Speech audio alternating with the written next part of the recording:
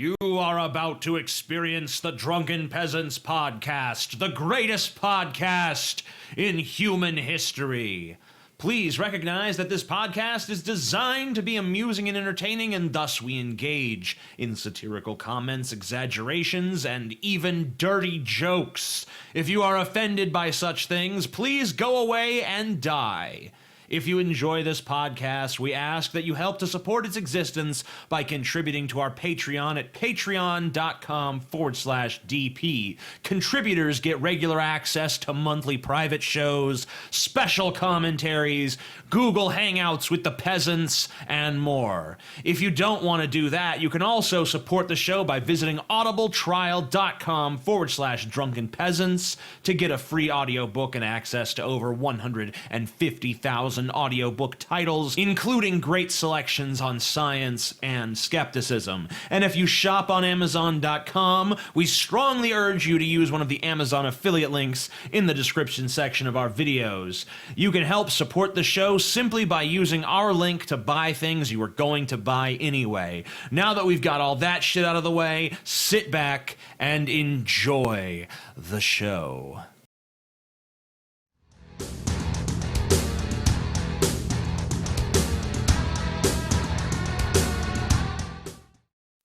This holiday season, get your family and friend individuals the album situation everyone is talking about. It's Brett Keen's greatest hit situations. It's not unusual to be loved by anyone. It's not unusual to have a situation. Amazing atheist, he attacks my family. It's not unusual to see me cry. I wanna die. Situation, individual, situation, individual, situation, individual, situation, individual, situation. If she don't feed you, you may have to punch her face. If she gets mouthy in the situation. Pop, pop, pop, punch her face, pop, pop, punch her face. Door, door, door, door.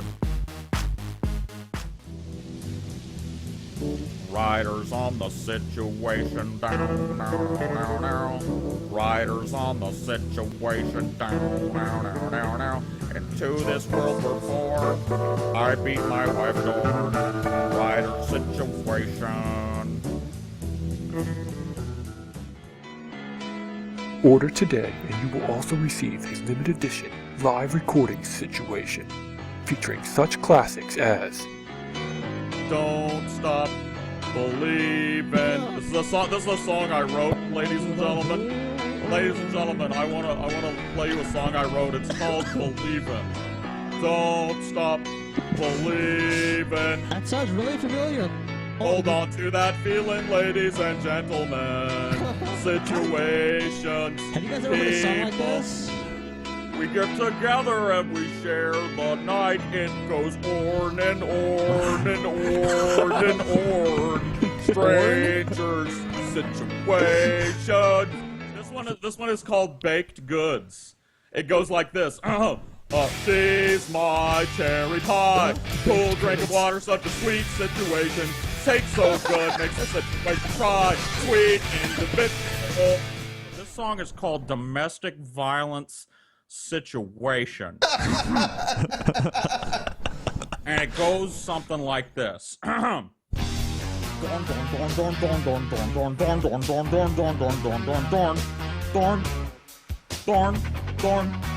telling you, you shouldn't come around here. We've got a situation, and let me be clear.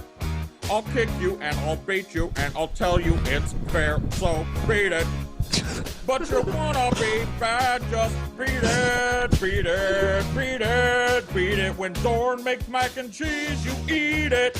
If she gets healthy, if she talks back, just reach your hand back and give her a smack and beat it, beat it, beat it. Get the music that's on every individual's Amazon wishlist this year. Only $14.95.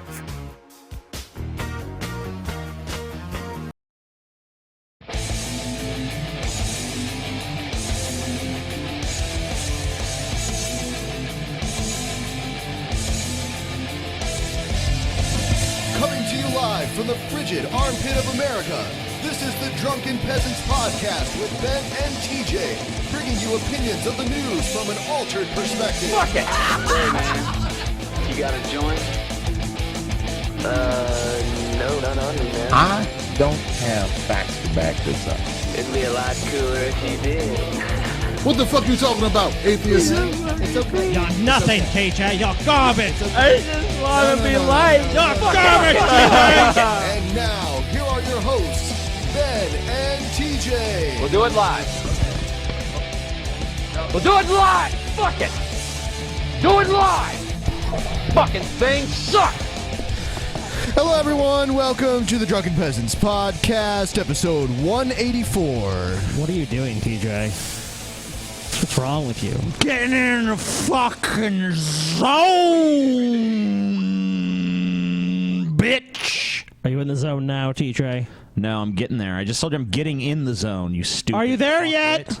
Are we there yet, No, TJ? I'm not in the zone. I Are we told you there I'm yet? getting in the zone. How about now? Not yet. How about Not now? yet. How about now? I'll play When? this fucking trip to the zone over. Don't think I won't fucking do it. All right, I'm sorry. How about now? Yeah, we're there. Okay. Awesome.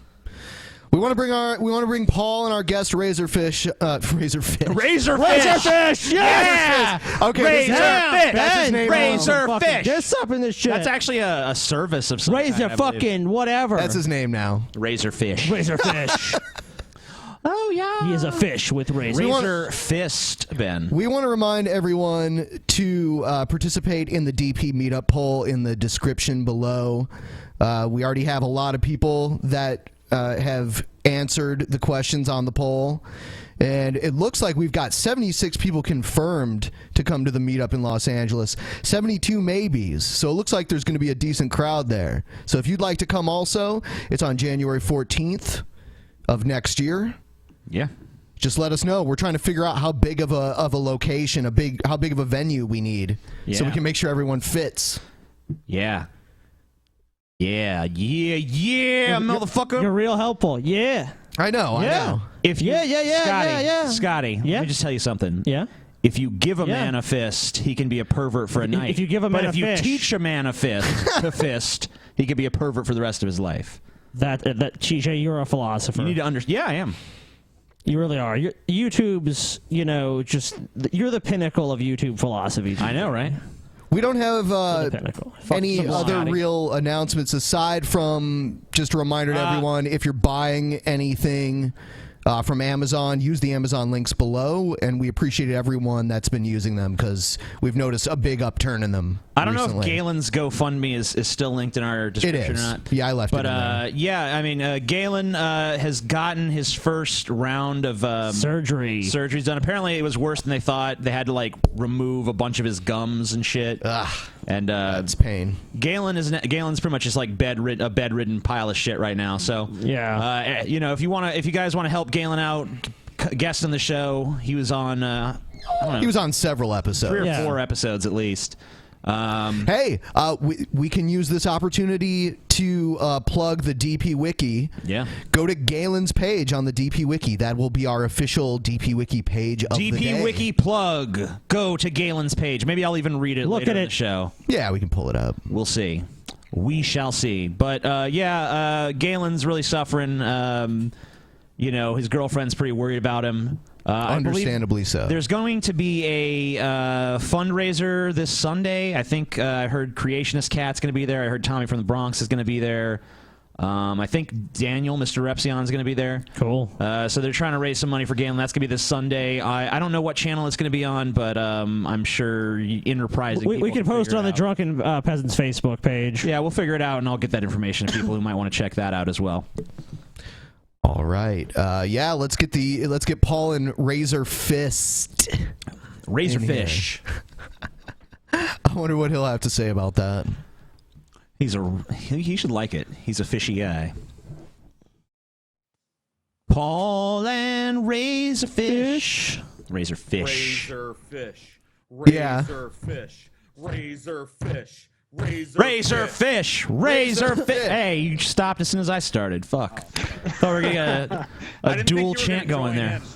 it was starting to get weird. I went one too many razor fishes, and I thought it was weird, so I was just gonna stop. And then you start. It is weird when you try to start a chant and no one else joins in. I joined in. It was just too late. Paul Isn't was it already feeling ironic? awkward. I left him hanging too long. I'm too slow on the uptake. That's my problem. Anyway, RazörFist is here. I accidentally called you Razor Fish in the intro. Sorry about that. RazörFish. RazörFist. Yeah. Fist.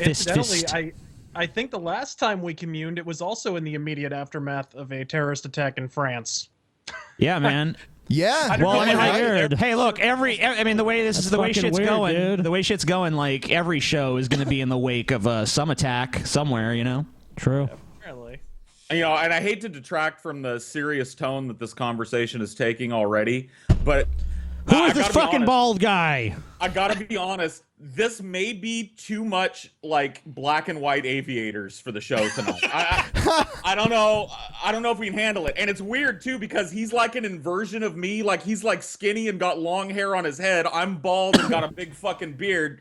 It's just I don't know, dude. It's strange. You're slowly turning into Dr. Robotnik from Sonic the Hedgehog. That's what I'm going for, dude. Yeah, you know. I guess I call him Eggman now or something. I don't know. Yeah, no, I he's call him always- Dr. Robotnik. Fuck Yeah, that shit. He's always That's a cooler been Dr. name. Robotnik. So that shit works. Yeah. But I'm a So little anyways, like, intimidated. yeah, I mean- oh, sorry. Go ahead. Go. No. I'm just, I'm glad to be back, guys. Thanks for having me back. Of course. I assume the only reason I'm back is because the porn star stopped returning your phone calls. No, she's Not at all, actually. she's gonna be on Monday. Yep. Not next Monday, but the Monday after next. Yeah. You guys are talking about Mercedes Carrera. I thought you were talking Yes. about me. Like, No, not you, Paul. I always pick up the phone when DP calls. Yeah. No, but I gotta be honest with you. I'm a little intimidated because I had to brush up on my Razor Fist. Not to denigrate you, Razor Fist. I don't watch a whole lot of YouTube. I've seen some of your stuff, but I wanted to reacquaint myself with the Razor Fist to see what I was in for tonight. And I ended up landing on a video where you're talking shit about the Assassin's Creed franchise of video games. Yeah. And shit. They suck. at first, I was like, somebody bitching about video games. Okay, I mean, he's good, but but as it went on, I noticed that you kind of take things a little farther than most people do. Like, you not only shit on the Assassin's Creed franchise, but then you shit in its mother's mouth and took a picture and made it look at the picture of its mother's mouth filled with your shit while covered in your shit itself. Like, That's a very complicated situation, actually, anatomically speaking. But yeah, no, I generally, and then afterwards I tend to fuck the eye sockets. So there's that. But no, that video actually was like somewhat on the milder end of my acrimony. As far as video game reviews are concerned, you should watch my fucking Witcher video sometime. oh god. why do you hate these games so much, Razorfish? I only dislike Assassin's Creed because it's on an annual assembly line, and it seems like every fucking year they give it 1 year of development. So you feel like the artistry's been like sapped out? Is that what it is? Completely. I can see like that. The 'Cause it first does- couple, yeah. you could tell they were inspired to make, but after that, it was like it was off to the assembly line with that shit. Okay, they're And- pirates now. It's a new game. Yeah. Speaking of things I don't generally associate with assassins, let's go with pirates. Let's go ahead and go with that. What the fuck was that? For like 3 games.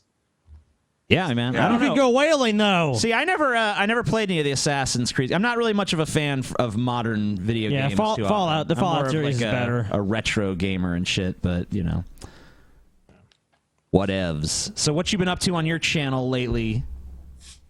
I've been tearing. Well, I think since the last time we talked, I started the Metal Mythos series, or maybe I did shortly before that. But either way, it's like a kind of hour-long documentary series of heavy metal albums or heavy metal artists' careers, and I have an offshoot called Music Mythos where I'll do I did a Michael Jackson episode, I did a Queen episode, just stuff that's not metal. I'm thinking of doing a Peter Gabriel one down the line, something along those lines. So that's pretty fucking cool, and it's actually been a lot more popular than I expected it to be. So that's what I've been busy. Are you still collaborating with Vince Russo? Oh, hell yeah. Fuck yeah. I fucking recorded a bunch of rants on fucking Vince Russo's behalf. Fuck, even before I was featured on his website. I cut a fucking rant just tearing Jim Cornette in fucking twain. This was back in 2012. I was just going to ask you about that. I heard Jim Cornette say something about how Vince Russo killed Owen Hart. That's one of the craziest things I've ever heard in my life. It is such fucking horse shit. It's like I said in my video something to the effect of it'd be like blaming a writer for a wrestler dying in a fucking action show is like it'd be like blaming the writer of The Crow because the stunt department fucked up when Brandon Lee got fucking shot. Like, are you out of your goddamn mind? But so of course, you're saying that writer isn't culpable? No. Are you on the record for saying that he's not responsible for Brandon Lee's death? I am on the record. I am on the record, folks. I pushed Owen Hart. I admit it. Oh, I heard the network's coming out with finally coming out with a documentary about Owen Hart. Owen Hart. Yeah, and his wife is still pissed about it.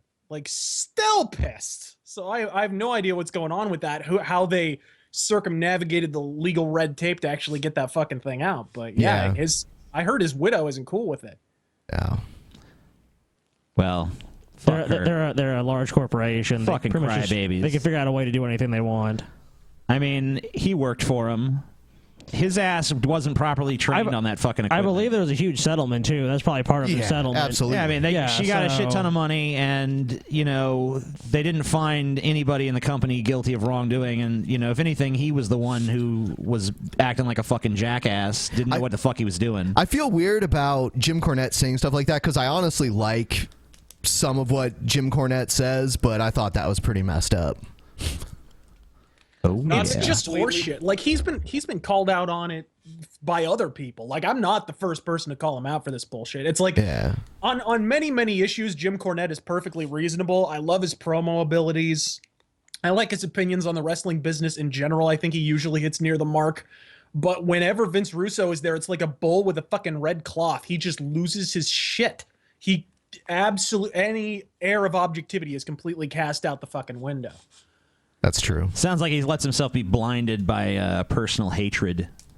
Absolutely, and it's because he was replaced by Vince Russo as the booker, I believe. I mean, that's no reason to be this butthurt this much later, No shit. What were you gonna say, Paul?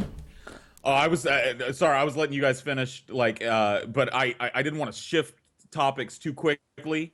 But how fucking insane is Tommy Sodomizer, dude? What do you mean on a scale from 1 to 10 or? Yeah, like how completely out of his fucking mind is that guy? Like when you guys did you guys cover a video or did I watch it on my own where he was talking about how black people chose slavery? That was us. Yeah, they had a choice. That. Yeah, remember he that. was like he spent this whole video calling me and you racist, TJ, because we insinuated that he might fuck a watermelon, which I don't see what's racist about that. I would fuck a watermelon. Like you put it in the microwave. And your head's for a few looking minutes. more like one all the time. Thank you. Yeah, that's what I'm going for. I'm hoping somebody will fuck my head like a watermelon. But like, so in one breath, he's like, you white boys, you racist fucking white boys. And then the next breath, he's making this other video like, you Uncle Tom, soft shoe, minstrel show, house nigga motherfuckers. May as well have hung yourself from the poplar trees talking about strange fruit, nigga. Like, I was like, what? Like, how do you fucking, like, how do you match those two things up in your head and walk around as a normal functioning human being? It is a strange reconciliation that he must have made in his mind. I would love to have an insight into the mental gymnastics that yielded him to be able to hold these two absolutely contradictory ideas in his head at the same time. It'd be like you with fucking gun control. Yep, there we go. I was waiting for it. I saw it on your Twitter. I saw it on your Twitter. People were like, you gonna call them out on their gun control bullshit? You gonna call them out on their gun control bullshit? Yeah, go ahead, have at it, both of you. Let me just tell you something. No, we'll have plenty of time. Hold on. We'll have plenty of time for that. Hold on. No. One point I want to make to you, right, real quick. Guns are the only thing Literally the only thing where if you say you want to regulate guns, people say you want to ban it. Like if I said I think the automotive industry needs more regulation or something, you know, people are not going to be like, you want to ban cars. And by the way, I think guns and drugs should be treated the same way. I think they should be legal, and I think they should be well regulated. I don't Okay, well, to what extent? To what extent? Can I jump in? Yeah, jump on in. Jump on in. Ask because I happen to be a rabid, liberal, regressive, anti-gun nut myself. So, are you okay with the current status quo of like a mass shooting a week or so in America? Is that cool with you? I'm not okay with mass shootings. I'm perfectly okay with gun rights, and I'm perfectly okay with understanding that there's absolutely no connection between the two. Well, how do you figure? Like, okay, let's take because okay, if you're who would you say? Okay, go ahead. Well, who would you say are the two major lines of causation in mass shootings? What would you say they are? Right? The popular myth is guns and mental health, correct? Yes. Well, yeah. I'm in fucking Arizona, right? Not only do we have like the most liberal gun laws in the country, I heard years ago my one of my siblings is in the medical field and informed me that we're actually the second worst. We're ranked the second worst in the entire country in terms of our mental health system. That would seem to me like on paper we should be fucking Thunderdome, right? Yeah, but isn't that kind of like people saying, "Oh man, look, dude, it's warm outside today. Fucking, or it's cold outside today. Hashtag global warming's a myth." You know what I mean? Like, isn't that basically the same thing? More like saying for the last 30 years we haven't had a mass shooting.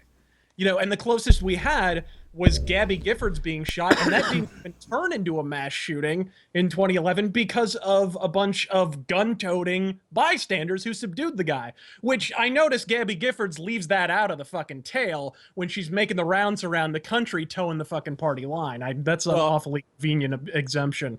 But hold on. Go ahead. Okay, you go ahead, Paul. No, go ahead. I've been. Well, I was just thinking about the Gabby Giffords thing. Like the shooter wasn't shot; he was detained, and in fact, one of the people there that had a gun very nearly shot an innocent bystander, mistaking them for the gunman. Now that didn't happen, fortunately, but it almost did. Well, he didn't have to be subdued by a gun in the end. They were able to subdue him physically, but the people who subdued him were gun owners and did have guns on them. Sure. That's the entire point.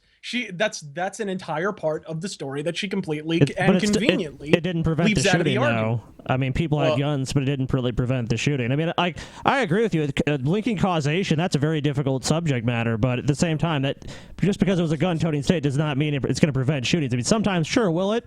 There's plenty of stories we've seen in the media where people have prevented home invasions and stuff like that, and that's true. But at the same time, it's like, I don't know if having totally lax gun laws makes perfect sense. And I mean, to the larger point, I don't really have anything against those people having those guns. I don't think there should be any... I mean, I think there should definitely be a more rigid process to go through, but there's nothing about what I believe that says that those people in that crowd shouldn't have been allowed to own and carry guns if that is the laws of their state. Okay, Mainly what I'm concerned with... arguing for further regulation, which argues for further paperwork, and every single time there's some kind of seizure of firearms, it's always linked to paperwork. Registration ultimately leads to confiscation. That's just how it works. Maybe some people do need their guns confiscated, though. I mean, do you deny that there's irresponsible people out there that shouldn't be gun owners? I would argue that there's irresponsible people who shouldn't be allowed near any weapons. I would argue that, but I also wouldn't argue that it's necessarily the government's purview to interfere in those instances. I don't mean to roll things back. Particularly the federal government. Go ahead, Paul. I don't mean to roll things back, but I lived in Arizona for almost 4 years. Yeah. I lived in the Phoenix area. Well, you're from Arizona, so you'd know Chandler, Mesa, Tempe, those little surrounding areas of Phoenix. And there's a couple of problems with your Arizona comparison. And I hear it a lot being a California resident, because we hear it a lot like, well, California, one of the most restrictive states in the nation when it comes to gun ownership, and yet all these mass murders and all these gang murders and all this violence. And then there's Arizona, right? Arizona is a tiny state population-wise in comparison to California, number one. Yeah, but Phoenix is not a small city. Yeah, no, Phoenix isn't a small city, but in comparison to the largest city in California, Phoenix is a pimple on my fucking ass. I lived in Phoenix. And I've populous capital city in the entire country. Are you out of your fucking mind? Have you been to Los Angeles, dude? I've been to Los Angeles plenty of fucking times. It's just Phoenix with more smog. What I'm saying is like you can drive from one end of Phoenix to the other in about an hour, given traffic. You could be in LA for 4.5. I know you can't. I've done it. Anyway, let's not argue about traffic. Let's just say, look, Arizona, not a very populous fucking state, right? Arizona, not a very populous state. Compared to California, Number no. You're absolutely right. Number two, you guys have a hardcore shit-kicking law enforcement component in Arizona that nobody likes to talk about. Joe Arpaio and the green baloney and moving holes out in the fucking desert and shit. Nobody wants to go to jail in Arizona, right? I mean, you may not have really strict gun laws, but if you fuck up with a gun in Arizona, you're living in the desert for the rest of your life, digging a fucking hole with Sheriff Joe Arpaio jerking off in a fucking sniper tower 30 yards away with a pair of binoculars waiting for somebody to run and see how long it takes them to die from a fucking heat stroke. Like, beyond, like that's a totally different world than California. Hold on. Let's just to give. I was looking on my phone just to give further context to the earlier argument about Phoenix versus Arizona, Phoenix versus Los Angeles. Sure. Phoenix has a population of about 1 point something million. I don't know. Anyway, LA's population is about 18 million, so many times, many times the size of Phoenix. Once again, still probably larger. Hold on. Probably larger than the population of Arizona. You go ahead. No. Once again, that's still, you're talking about the most populous capital city in America. It's still a very large city. Sure. It's still big as fuck. No one can deny that. And urban sprawl is a major factor, and you have to factor in, as bad as people depict the illegal immigration problem, and that is a major factor in increasing crime in a given area. As bad as it is in California, it is 10 times worse here. What I'm saying is but people are always going. Like, okay, I'm sorry. I'll say this one thing. Go ahead. People are always saying, well, California is so restrictive, so many heavy gun laws and restrictions on magazine size and collapsible stocks and shit, and yet all these shootings, all this gun violence. Well, the problem is that the gun laws in California are completely meaningless if we've got a wide open border with states that don't share our fucking gun laws. Without a national fucking basis, without national backing, state gun laws are meaningless in the United States. Hold on, let me finish. If I can drive, like, let's take Chicago, right? For example, everybody's always like, Chicago, no guns allowed in Chicago, most restrictive city in the United States when it comes to guns, Chicago, Illinois. Yet tons of gun murder, right? Why? Well, you know why? Because if I'm a Chicagoan that wants to kill somebody with a gun, I can drive about an hour. You're breaking up, Paul. You're frozen, Paul. You're frozen. That's how Paul looks. I don't know if you can hear me. That's how Paul looks when he's coming out of a burrito. Oh my! I think something has happened to our connection here. Is RazörFist still I think good, or is he gone? I'm seeing like a red thing on Skype. Yeah, hold on. Technical difficulties. Are we still on the air? Yeah, we're still on the air. Cool. That connection is fine. I don't think it's us. No, it's just the Skype. Yeah. It's der Skype. Fucking Skype. How does it work? Yeah, we'll get them back on here and straighten everything out. Yeah. That look on Paul's face. I know that's the look he has when he's about to devour something by himself. It's like, donuts. He was like one of the fucking Titans from Attack on Titan, just like this soulless look in his eyes. He fucking devours the fucking burrito. Hello. Burritos. Hello. Can you hear me? Okay. Yeah, is everyone back? I'm back. I don't think RazörFist is back yet. I don't think. No one's back. I'm here. I don't know if you guys can hear me. We can hear you. Yeah, we can hear you. Can you hear us? Yes, I can hear you guys, but I don't think RazörFist is back yet. But yeah, hold on. You're like super loud now. Every time it disconnects, for some reason, it boosts your fucking volume unbelievably. So, thanks, Microsoft, and your shitty fucking product. All right, go ahead and talk. I need to level you out here. Testing 1 2. Testing 1 2. All right, good. Yes. All right. We're not getting. I don't know what the fuck's going on with the connection. Like we didn't drop off the air, so I think we're still. Yeah. We're still solid. We're green. Yeah. Yeah. I don't know either. I don't know where he. I don't know. I guess I should try to call him again, or what? Maybe he got attacked or something. Someone showed up with a gun. Maybe that mass shooting that's never happened in Arizona finally came calling.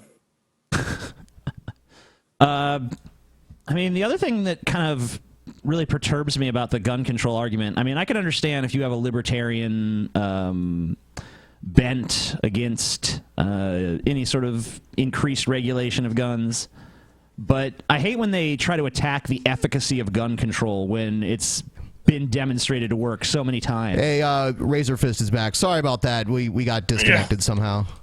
I mean, in California is a good example, actually, because the gun violence there, it's still bad, but it used to be way worse.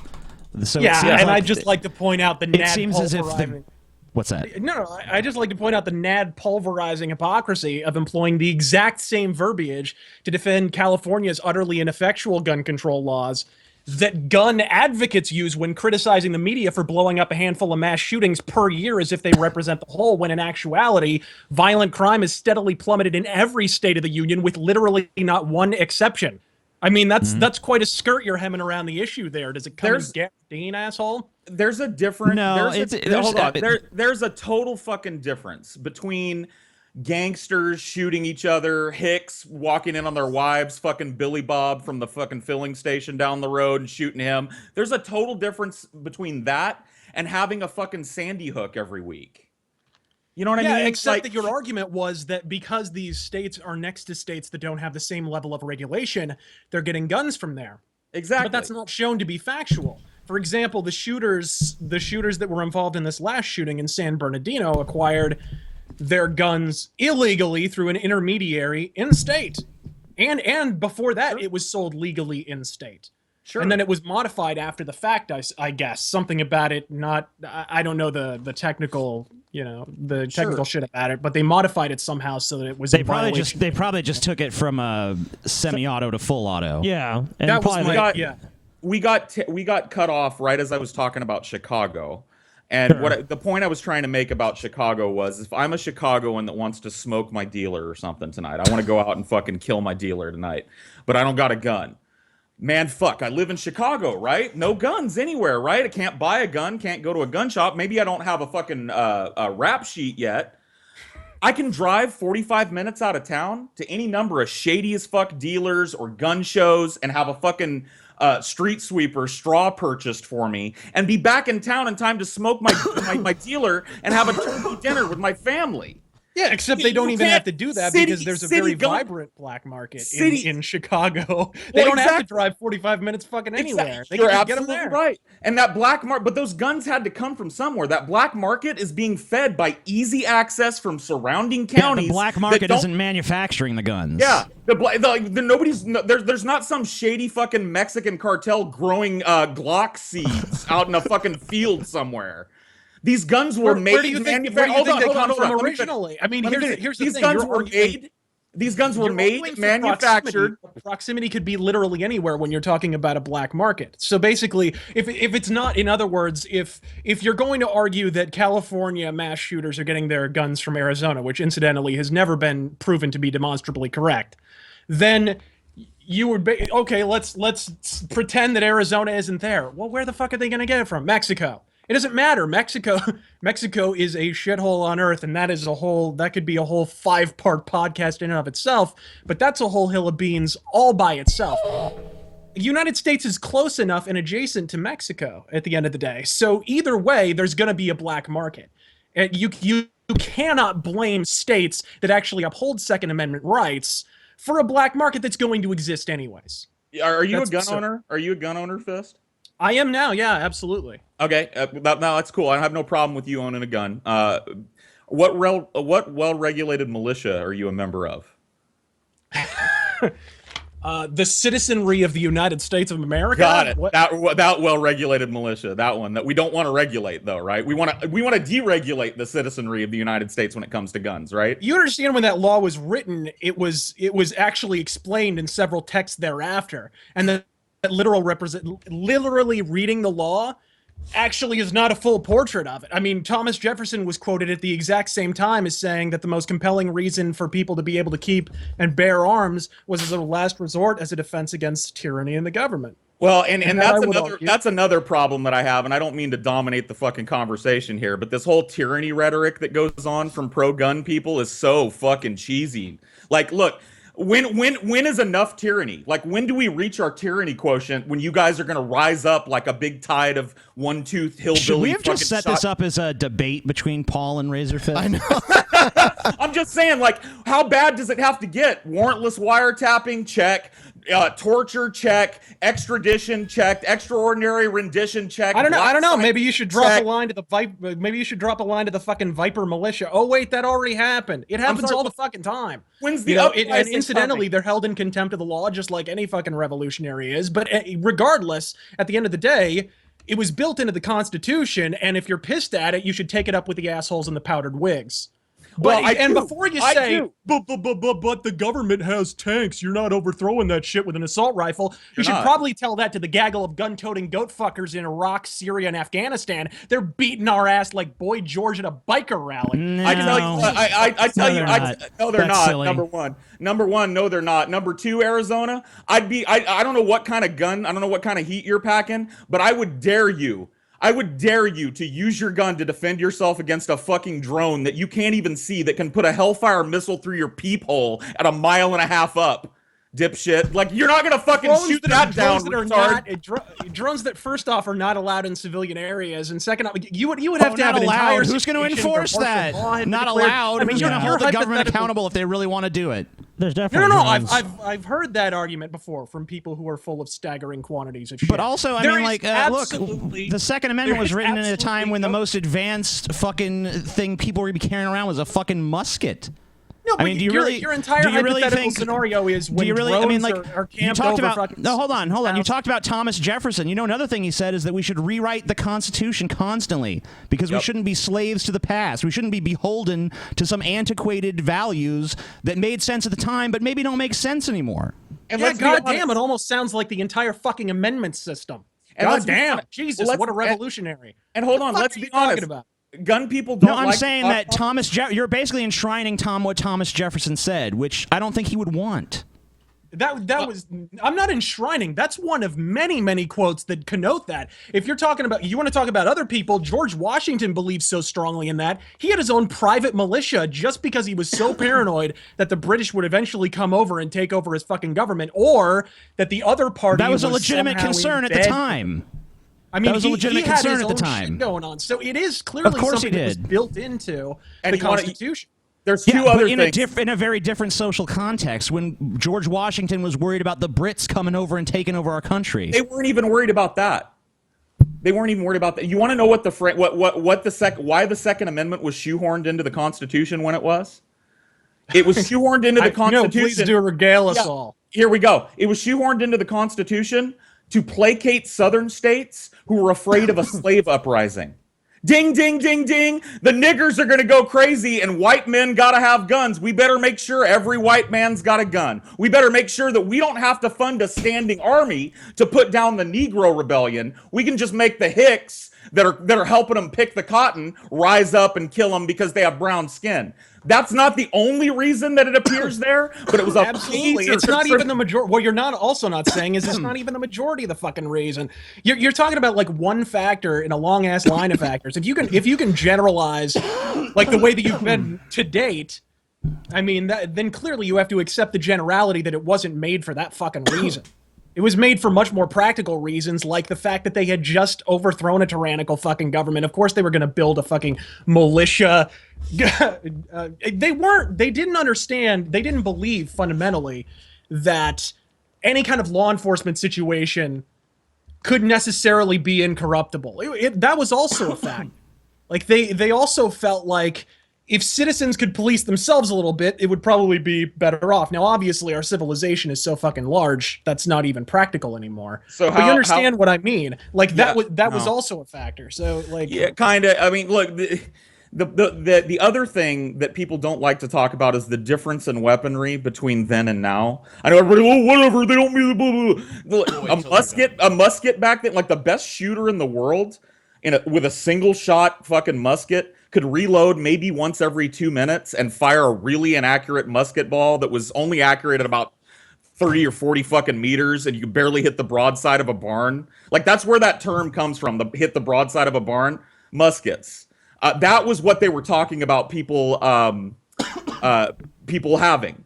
Yeah. Okay. But the thing is, I mean, fucking that was AR-15s, not Glocks, not all this bullshit that people are mowing down kindergartners with now. Don't you think it's time for a fucking update to the Second Amendment? Maybe. Do you think there should have been an update in the mid 1850s when firearms had long since been far easier to use? I mean, do you think there should have been an update in the late 1800s? Like maybe we're not talking about them. Though. We're talking about now. I'm sorry. What? I mean, maybe they should, maybe they shouldn't have. I mean, arguing about what our ancestors should have done is a waste of time. Our ancestors should have done a lot of things differently. There's no one that's going to argue that. We're talking about what we should do right now. Moreover, I mean, why are we even having this discussion? Because of what happened in San Bernardino. Sure. And when and Planned you just Parenthood, confront the naked facts, what about Sandy Hook and the Aurora Theater shooting and et cetera, et cetera, et cetera. Yeah, the big fucking the fucking Planned Parenthood killing that just happened and all of that shit. But again, you're talking about places where there's stringent gun control. I mean, 92% of mass shootings since 2009 have occurred in places reputed to be free of guns. Your gun-free zones are turning into crime scenes. Like, break down where the bullet spray is headed. Elliot Rodger, California. Columbine, Colorado. Aurora, Colorado. Newtown, Connecticut. Naval Yard shooting, Washington, D.C. Portland. These states are bluer than Scotty's balls. If lax gun control is to blame, where's the mass shooting in Vermont? Or, again, in Arizona? You like looking at my balls, don't you, buddy? Moreover, what about increased firearm strictures could have conceivably prevented what we now know was a terrorist attack? It was inspired by a great organization. Do you believe in any gun control of any kind? Do you think there should be any restrictions on guns at all? Well, I look, as long as it doesn't involve putting people into a literal system where the government is constantly keeping track of them, I'm fine with it. I'm fine with having qualifications for getting a gun. You know, you shouldn't, for example, if you don't have good eyesight, for Christ's sake, you shouldn't be able to own a fucking gun. That's a simple common sense thing. If you're actively seeing elves and dwarves walk past you and you're just a leering schizophrenic, like, yeah, okay, we'd rather not have you have that. Background checks, I think that's fairly reasonable. Okay, fine. But once you're talking about having the government with literally at their fingertips at all times a massive database of people who own guns, places like Chicago and New York have consistently shown that leads to seizure of guns, ultimately. Whether for completely noble reasons or for less than noble reasons. I mean, there were people in New York who had their doors kicked down by New York City police officers in 2013 and had their guns seized because they were prescribed Xanax one time. Like, are you out of your fucking minds? That's bullshit. Yeah, but I mean, like, supporting gun control doesn't automatically mean you would support that kind of measure where it's like, oh, someone had a Xanax prescription at one point, so we need to go seize their guns. I mean, if they're on Xanax, the bigger concern is probably suicide, so busting someone's door in and traumatizing them is probably not the best remedy for that. No one's going to argue with you on that point. I don't even want anyone's guns to be seized unless there's some evidence that they're a violent criminal or have the great potential to be because, they have some sort of severe, debilitating mental disorder or something like that. But I don't see what the problem is with having a registry of guns because then if we had that, like, even if you don't think it would prevent something like this shooting that happened, at least we could maybe have some lineage on those guns. Like, who was the last person to legally own these guns? How did they end up in the hands of these fucking terrorists? Well, and that leads into my next kind of area that I wanted to ask RazörFist about, which is concealed carry. Where are you on concealed carry and open carry? In fact, I'm perfectly fine on concealed. Here in Arizona, you don't even need a permit. And so let me get this straight, right? Yep. You go into a Walmart one day, right? And you're shuffling around with all the chuds that walk around in American Walmarts. I've been to Walmarts in Arizona. They're just as bad as they are anywhere else. You're shuffling around the goddamn Walmart, hating your fucking life, right? And some fucking moron runs by and snatches a lady's purse. And she reaches into her back pocket and pulls out a revolver, wheels it around on him, and fires off a couple of shots, missing him. But, you know, one of those bullets comes and noodles you in the middle of the fucking aisle. And you just died. Hold the fucking phone. Hold the fucking phone. You just died for some stupid cunt's purse. Is that worth it to you? No, I just died for a bullshit hypothetical scenario because it's on fucking private property. Your entire argument is horseshit. It's fucking private property. Private property can have whatever fucking rules they want. If they want to say that you can't have guns on their premises, then whatever. That's private property. Yeah, a lot of places by the way, banned part them. of deregulation, part of believing that the government shouldn't have enough power to regulate our fucking firearms in the way that you guys are suggesting, also protects businesses from having to allow people with guns in their fucking establishments, which I'm fine with. Yeah, it's kind of a dick move, but whatever.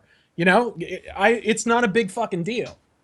You know, I don't see how you can so easily dismiss Paul's scenario as just, oh, that's a crazy hypothetical. I mean, that seems perfectly plausible. Happens all the goddamn time. It sounds like the opening to a Charles Bronson movie. What the fuck are you talking about? Happens all the goddamn time. By the way, I wanted to ask you what Charles Bronson movie your Twitter header was from. It looks like it's one of the Death Wishes. Is it from Death Wish? Is it from the original Death Wish, or is it from Death Wish 2, 3, or? Yeah, what's your favorite Death Wish? Because mine is probably 3. I know it's horrible. Cannon Films' greatest production. Yeah, exactly. It's Cannon Films. I watched a documentary on Cannon did you Films like last that? night. Electric Boogaloo? Yeah, I did. I might go with 2 because it's pretty fucking underrated. I really love. I mean, Jesus fucking. You guys ought to fucking appreciate this. I know I certainly fucking do. The scene where he corners the shit bag in the fucking warehouse and he's got this big ass oversized cross on because he's super Christian thug and he's like, "Do you believe in Jesus?" He's like, "Yes." Well, you're gonna meet him, and then he pumps like 5 fucking shots into the guy and he hits the ground like a floppy ass fish. Fucking genius. Absolutely a brilliant movie. I do love that. But very underrated. Doesn't get just to put something out there, I'm as far as concealed carry and open carry goes, if anyone wants to know where I stand on that, I say leave that one up to the states. I would agree with leave that one up to the states if it weren't for one thing, and maybe you guys can change my mind on this. I don't get to talk about it very much. Good. Go. So people are for concealed and open carry because they're like, I have the right to protect myself and my property, and I don't disagree with that. You know, I'm not a pacifist by any means. If you got to protect your family, you protect your family. However, you got to do it. Where do your rights to protect yourself begin, and my rights to be safe in public reasonably end? Because all of the statistics show that. I mean, this may seem like a fucking no-duh statement, but I have to say it because. The closer you are to a fucking gun, the more likely you are to get noodled by a fucking gun. So when I go out in public, when I go to fucking Walmart or go fill up my gas tank, or when I'm on the fucking road, I'm stuck in traffic in LA, sweating my balls off, wondering if I'm going to run out of gas, I don't want guns around me. Is that okay? Like, do I have a right to say, look, my safety matters here too? And I happen to not subscribe to this dollar green jackboot jingoistic American bullshit that you do, that, oh man, if everybody had a gun, then everything would be just fine. Because I've read history. I know what the Old West was like when everybody did have a gun. I'd rather not live that way. I'd rather not have to fucking dodge bullets as I go to pick up milk from the fucking store. That kind of thing is the exact reason why I say leave it up to the states. That's because hyperbolic horseshit is what it is. Hold on, it's not the Razorfish. basis for any fucking decision. Paul, I mean, that's borderline paranoia, number one. But you know what I honestly recommend? Oh my god, no, hold on. The pro-gun people have no business talking about other people being paranoid. Your guys' entire reason for having guns is how paranoid you are. Here's the thing. There's a very real difference between arguing that the largest and most compelling reason to own guns is as a last resort. Right, well, hold on. Let me. You know what? Let me take this out of the realm of the hypothetical. All right. Let me put this into the real world for you. I've had loaded guns pointed at me 3 times in my life. Coincidence? I think not. Well, I am an asshole.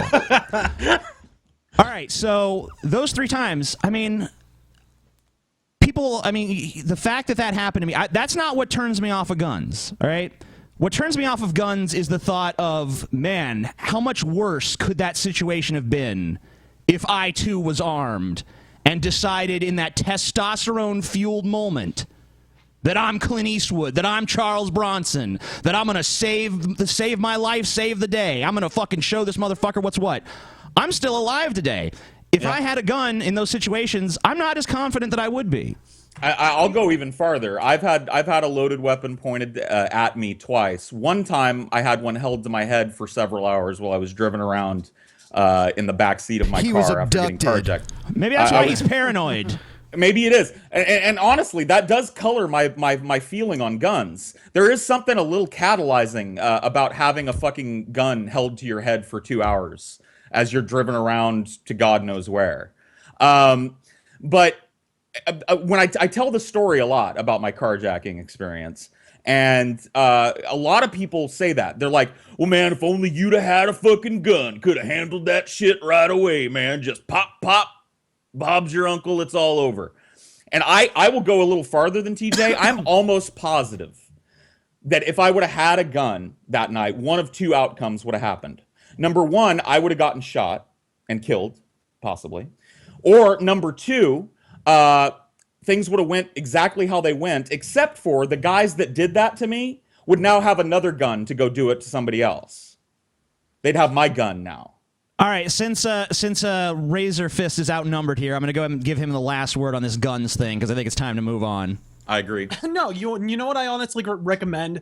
I think they present a pretty reasonable, albeit biased argument. Penn and Teller are a little hit and miss with me, but watch the gun control episode of Bullshit.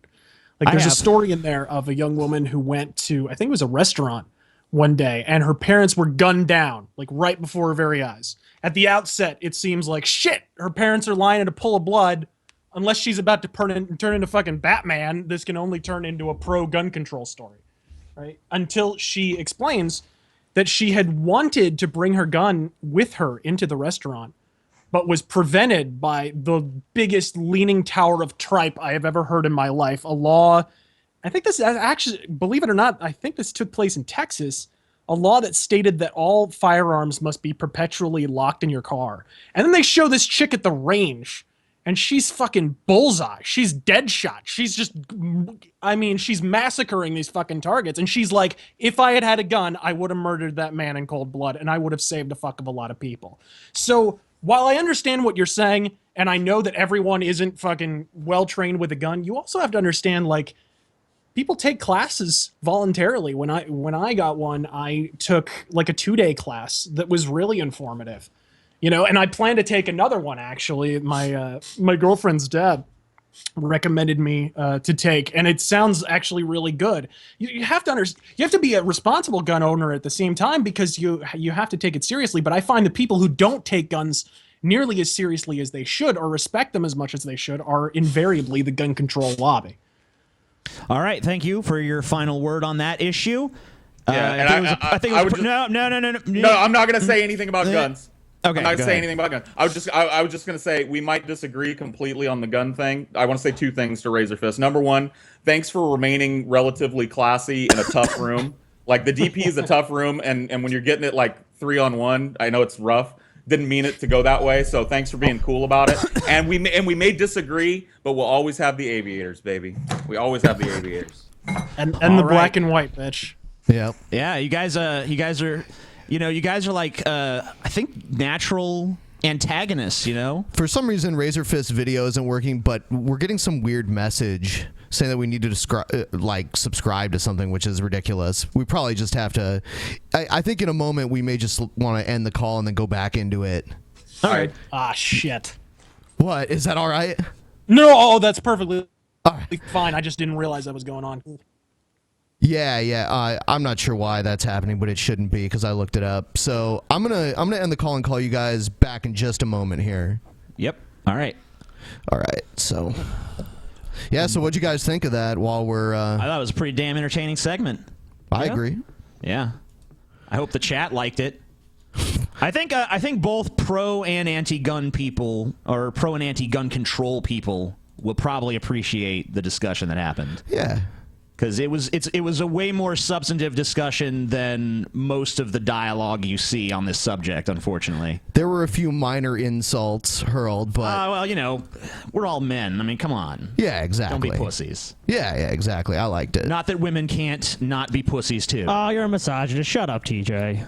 But, way more of them are. TJ, stop explaining. Just stop. I'm just saying. You gotta coddle these people, Scotty. You gotta coddle these people. People get really offended by generalizations. You're now an SJW, TJ. You're dead to me. I'm an SJW. W. SJW.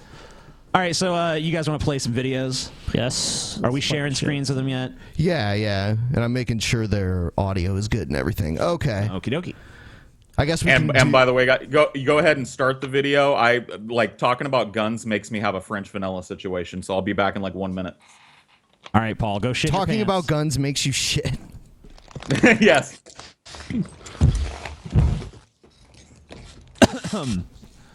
Oh yeah. I'm not sure if we did this the last time you were on RazörFist, but we play a game called Troll or Not a Troll. We didn't play that game, but we did certainly watch videos. Yep, absolutely. It's a really basic premise here. You just have to. We're going to play a video. You just have to tell us whether you think it's a troll or not. And you can see the screen that we're sharing, correct? I cannot. All right. Whee! Technical difficulties. No, it's not a difficulty. I just need to share it. Oh, it's not shared. Okay. I guess it's not a technical difficulty then. Yeah, TJ. You're All right, always how doing about that, now? TJ. Just jumping to conclusions. Well, whatever. You should be able to see it now. It should say DP. Oh, okay. Gotcha. All right, cool. All right, here we go. Troll! Gonna be a troll. All right, troll. Paul's not here, so I have to take over his thing. Troll. He'll be back soon.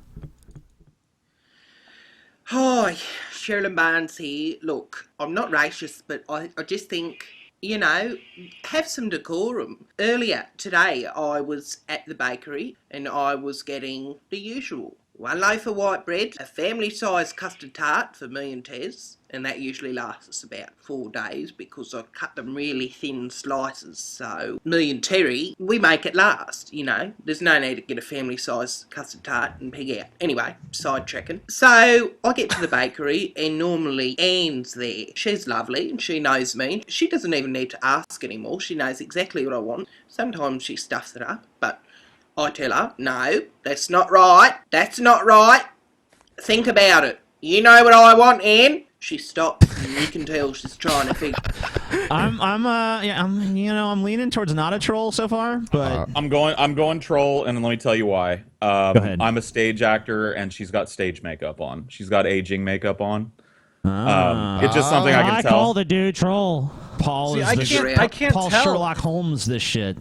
I can't tell if that's stage makeup or just shitty lighting from the nobody's nasolabial folds are that pronounced. It doesn't happen that way. Okay. Yeah, you got a point. Unless she's the witch from Snow White, there's no fucking way. True. Yeah, I think you might be onto something there. But lately, she in fact, I got to be honest with you guys. I wouldn't be shocked if this is actually a dude. Yeah, possibly. Good acting. Not to denigrate the lady, but I mean, it could be a dude in really good drag. All right, well, How I guess dare I you guess assign her a gender identity? I guess I got to go with troll then. All right. Yeah. Well, eventually she gets to the part where she finds like pubic hair at a Chinese pubes at the bakery. That's the name of the video. How'd you know they were Chinese? I don't know. She talks about it. It's funny, but yeah, troll for sure.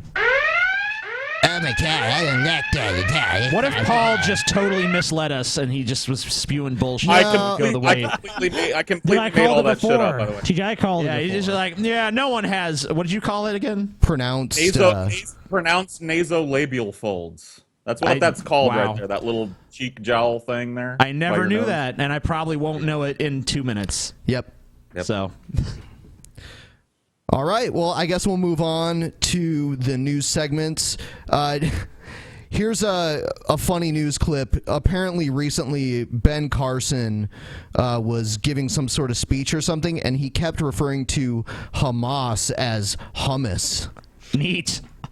But beyond the territorial challenge, a much bigger challenge exists. The challenge is the split between Fatah and Hamas.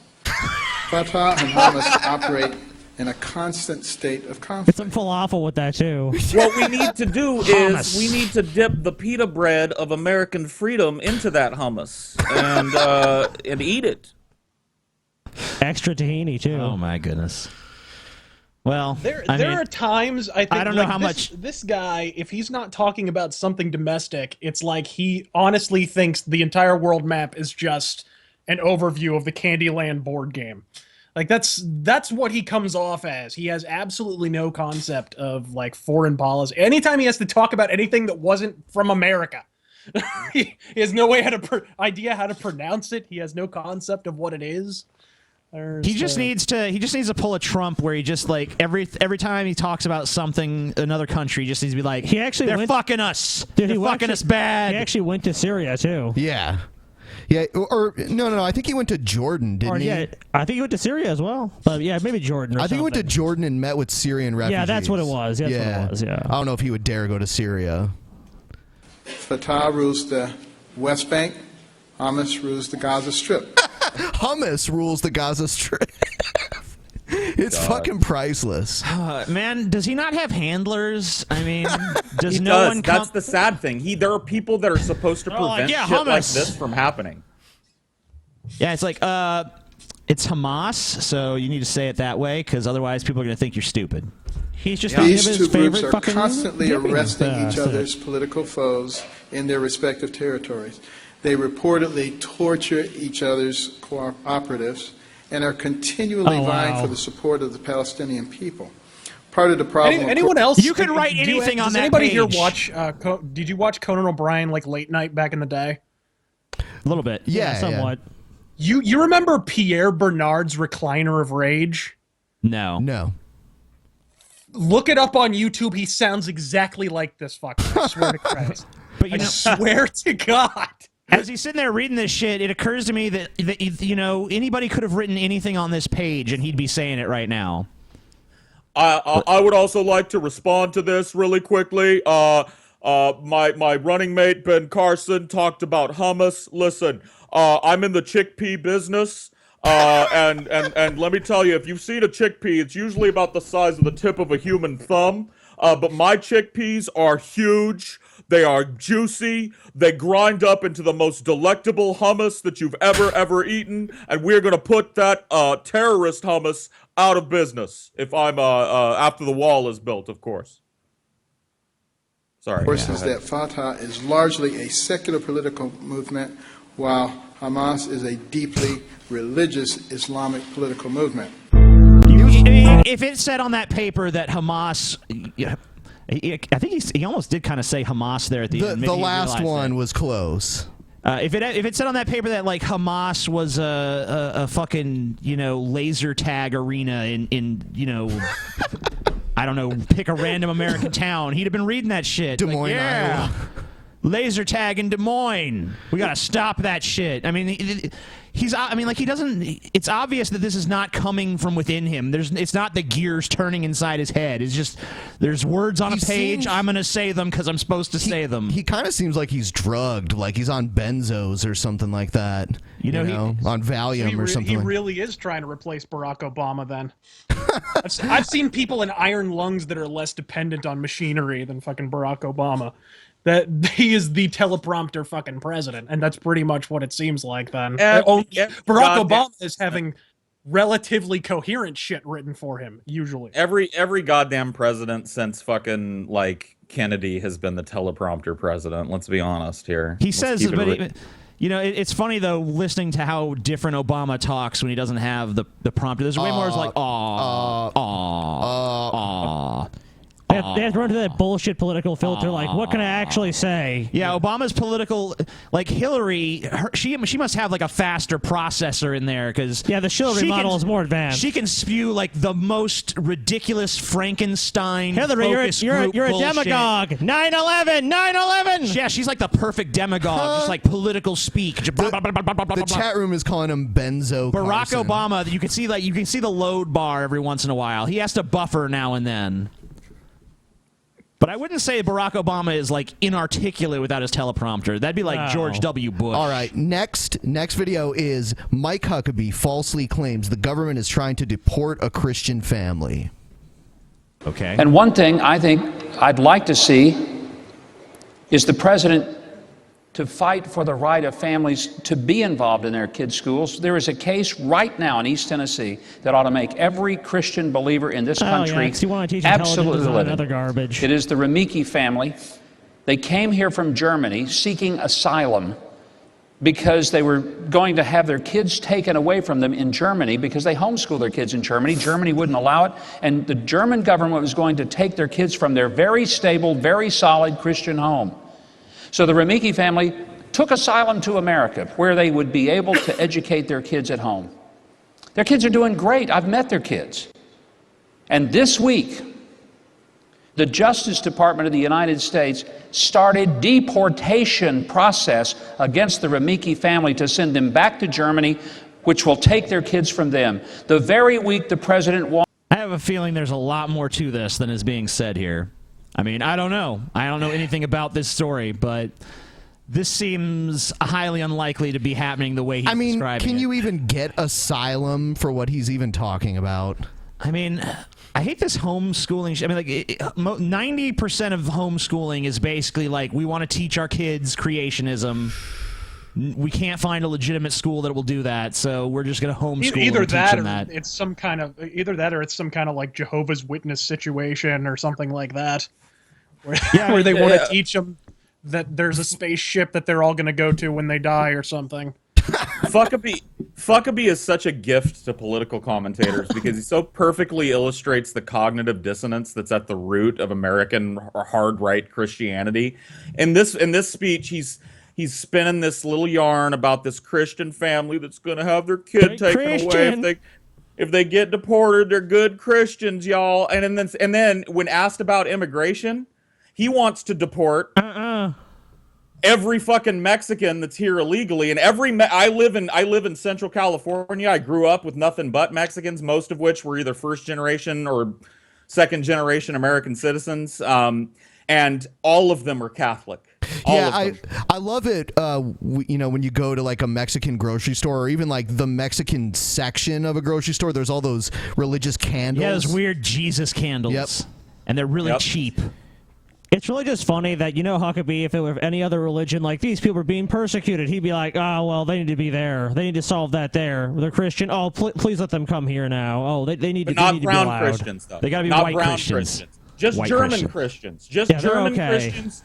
German Christians who want to homeschool their kid in a way that's not legal in Germany. But Mexican Christians who might lose their kid to the insane violence that's going on south of the border if we deport them, kids that were born here, by the way, so who are technically American citizens according to our Constitution and immigration law, they want to send those people back either separating them from their American children, keeping the children here and sending the parents back, or sending everybody back to get shot by a drug lord in Mexico. It is pretty ironic that they want to deport people who were actually born here, but they want Ted Cruz to be president, and he wasn't even born here at all. It's true. It's pretty crazy. What, citizenship is suddenly an issue? How many people in this room voted for Obama? I'm sorry. I don't think I ever voted. I don't think I voted. Suddenly you're poring over citizenship documents like it fucking matters. I want to see his birth certificate. Here's what I think Ted Cruz should do. Actually, shit, who said this? I forget who fucking said this, but they're absolutely correct. I apologize, I can't cite who you are. I think it might have been on Twitter or somewhere. But what Ted Cruz should do if he wants to befuddle Democrats is just say he's illegal. They won't know whether to shit or wind their watch. No fucking I would clue. say deport his ass. I wouldn't have no trouble. He's illegal, huh? Deport him. He's definitely legal. He's definitely legal because his mother was a natural-born citizen. But if he did by just deport him anyway? If he did by some miracle become president, he would be the first president not born on U.S. territory. Man, I love that creepy-ass video we watched in the last episode of Ted Cruz making his family that's funny that you mentioned that, TJ. And what did I say? Oh my god, not a laugh track. Ben said if someone should add a laugh track to it, and then the next day the Daily Show did it, and also one of our fans did it. Daily Show we're did gonna it. Play that now. Daily Show did it, TJ. Yeah, they did. Yeah. You're fucking garbage, Ben TJ. was Shut right. up, TJ. Hashtag Ben was right. Hashtag Ben vindicated. Hashtag Ben's the greatest. Ben likes tacos. Cruising with the cruises.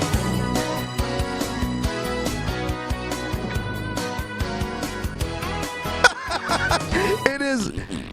It's like a 90s sitcom intro. Wonderful. Who wants to say grace? Okay, great. Hey. Awesome. Would you like to hold hands with Sissy? Thank you, Jesus. Oh, that's good. That's good. Okay, good. The one the Daily Show did was slightly better than this, but obviously we can't play that one. Okay, who wants to say grace? I do. Okay, good. Nay! Dear Jesus, thank you for the food. Thank you Jesus, give me a fatty. Thank you. Thank you for my friends. Thank you for my puppy. Amen. Amen. Oh man, they missed an opportunity. There should have been one of those audience. Oh, yeah. Oh. You know what the scary thing is, though, is that there is a segment of the American population that really wants to see the leader of the free world, the possible future leader of the free world, hold hands with his children as they pray to their imaginary friend. Like that to me isn't that scary? Isn't that just a little bit like galvanizing to see? I mean, it wouldn't be as scary to me if it seemed like genuine, like here's this family legitimately sitting down and praying. Like, I wouldn't agree with it. I still think prayer is useless. They did 5 fucking takes. But at least it would be authentic. Like, they literally went around the table doing takes about, you say the prayer, now you say the prayer, now you say the prayer, now you say the prayer. Like, it's totally staged. It's totally fake. Oh yeah, not only that, but we don't really understand the mechanics of how prayer works, if it even is a real thing. You know, so how does that work? Is it like calling up God and just hanging up repeatedly if you're constantly doing all these? Like if he's really some devout Christian, would you really just use it? Send as it to God, and then you get an answer, then you write it down in your prayer journal. Would you go around and have everyone do a fake prayer that's just bullshit, so that you could decide which one's the best, so you could put it in a campaign fluff piece about yourself? Well, yeah, and I mean, in any capacity, wouldn't fake praying be like an effrontery or a mockery of God? Yeah, like, and that's what I thought when I first saw it. I'm like, well, this doesn't. If you were really like this devout Christian who deeply cares about God, would you really be so nakedly using him as a prop to get elected just to get power for yourself? If that was real when you're doing takes belief? of praying, literally fake praying, there's an entire commandment about that, isn't there? Don't take the Lord's name in vain, right? Yeah, there's also a part in the Bible that says to pray in private, you know? Is there any real substantive difference between this, Ted Cruz, a mainstream political candidate, and fucking Ricky Bobby from the Ballad of Ricky Bobby praying to 8-pound, 5-ounce swaddling closed baby infant Jesus with the fucking umbilical cord still attached? Is there really any substantive difference when you boil it down? That was kind of funny. This is That's really true. funny. This is yeah, I was gonna say this is really funny. Let's see, what else do we have here? We have here's this asshole we've featured on the show so many times. Theodore Shubat. Oh, I love him. Says gay priests should be put to death. Good. One of the most damaging indications. I know I say it almost every time, but punchable face. No. Oh, I say it almost every time he's on the show, but it's worth always pointing out that he does look like the love child of Screech and Slater from Saved by the Bell. Of this crisis is the inundation of crisis. homosexuality. Oh yeah. In so many of the churches, not just in the United States, It's everywhere, but all throughout the world. I don't care if you go to Argentina, you go to Canada, you go to Spain, Canada, though. you are going to find these sodomite ministers who are preying after young men. They're preying after boys. I just like to point out for a moment, I'm wearing a Sodom t-shirt. I just like to throw that out there. Also, did this Sodomite. motherfucker shave with a broken beer bottle? I think that's just how his hair comes in. And they are only there for an agenda. These are the suicide bombers of the church. That's what they are. They are the suicide bombers. The perfect plan. Have the gay lobby infiltrate the church and then breed them out. There'll be no Christians left to breed because they'll all be homosexuals. You know what I think are a lot more like the suicide bombers of the church? The Christian guys who suicide bomb abortion clinics. I think that's a lot more like that. That's a little more analogous. What about this those guy? annoying guys on the fucking street yelling at you like, repent, repent? It's like, I'm just trying to go to the fair. Repent! I mean, what about this guy himself who openly tries to get entice Christians to commit violence against gay people? I mean, that to me seems a little bit more akin to he wants them fucking executed, suicide TJ. bomber. He wants them executed. So there'll be a nice legal process. Like, now you're going to be executed, maybe lethal injection or something. You have been tried and found guilty of being a fucking faggot. You will now be executed. Choose your method of execution. I want to be fucked to death by a really big dick. There should have been trial by combat. Trial by going combat. Against the church. They will go through seminary. They will go through all sorts of classes and teaching just to have the credentials like a to be a Trojan cleric. horse playing the long Once they game. get into the door, once they become a pastor or a priest, they begin their destruction. And they only do this for one reason, and that is to make the church look bad. To make the church... Really, like, when these guys enter the church and then fuck young boys, it's not to make the church look bad, it's because they want to fuck young boys. Pretty sure that's the reason. Or abuse them, or, any number of other things. Church evil. To give opportunity to the accuser, through the press, of how bad and evil Christianity is. They take the evil of Christianity needs no help in that front. None. It's obvious that Satan knows homosexuality is evil, and it's also obvious to me that these very sodomites who enter the church, they as well know that homosexuality is evil, because they do this so that other people can say, "You see, this is Christianity." Have we ever seen a guy? Does this guy guy's make, fucking nuts. Does this guy make any videos that are not about homosexuality? No. He seems pretty obsessed with it. Yeah, I mean, like, why would a straight man be totally obsessed with gay people all the time? You think if he doth protest too much? Yeah, I mean, that's what I'm saying.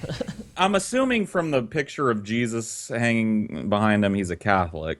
And I think it's always funny when Catholics talk about, the priests raping choir boys scandals that always break out, because they never want to talk about what the real problem is, which is and this is just a fact about fucking humanity, right? There is a subset of humanity that, how do I put this the right way?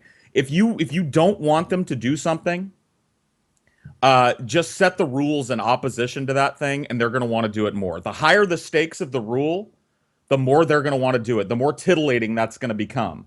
And when you take a man, a biological entity, who has a biological imperative to pass along his genes and tell him you're never going to get married, you're never going to get to fuck a woman, you're never going to procreate, you're never going to get a nut, you can't even masturbate without feeling horrible shame, and then put him around a bunch of kids and teenage boys and teenage girls and shit. I'm not condoning what they do, but what the fuck do you think is going to happen when you strip away something so human as sex from somebody and then tell them that they've got this master in the sky that's looking down on them and watching them fuck and watching them think about fucking, and they're titillated and scared at the same? What are they going to do? I think, honestly, a lot of the Catholic priests that do molest children, I think they are religious and they believe that turning to the priesthood will help fight the urge towards pedophilia that they feel. I think that's how a lot of them get into it too. Really, and that's true, because they're told that God can deliver us from all things. Right? Exactly. But in actuality, what's happening is they're being sanctioned by a worldwide religious organization to be put in a position of power and authority over children. But let's remember, too, that the Catholic Church response to discovering these people in their midst... They tried to conceal it as much as possible. Was not like, we need to get this out of here. It was like, we need to cover this up as adequately as possible. They have canon law, which supersedes the law outside of the church. It's crazy. It's so fucked up. It really is. Well, they have a little city-state, the Vatican. Yep, we've been there. Me and Scotty have been there. TJ was afraid he would burst into flames. So... All right, so we're going to go ahead and do our mail segment. And I'm going to... This is for males only. All females leave. It's our mail sack segment, spelled M-A-L-E-S-A-C. All right, let's see what we got. Am I doing this? Yeah. Yeah, and they can see you, too. I put you up on the screen. You got some fucking beads. Yeah, this is... Don't read any names, but you can read a letter. I think there's a letter in that one. I'm going to read names. So many. Oh, yeah, I forgot. Don't tell TJ not to do something. There's a letter. There's a letter. Dear Drunken Peasants, it is I, Egghead. Oh, well. Again, dude sending... Thank you for he's a stalker.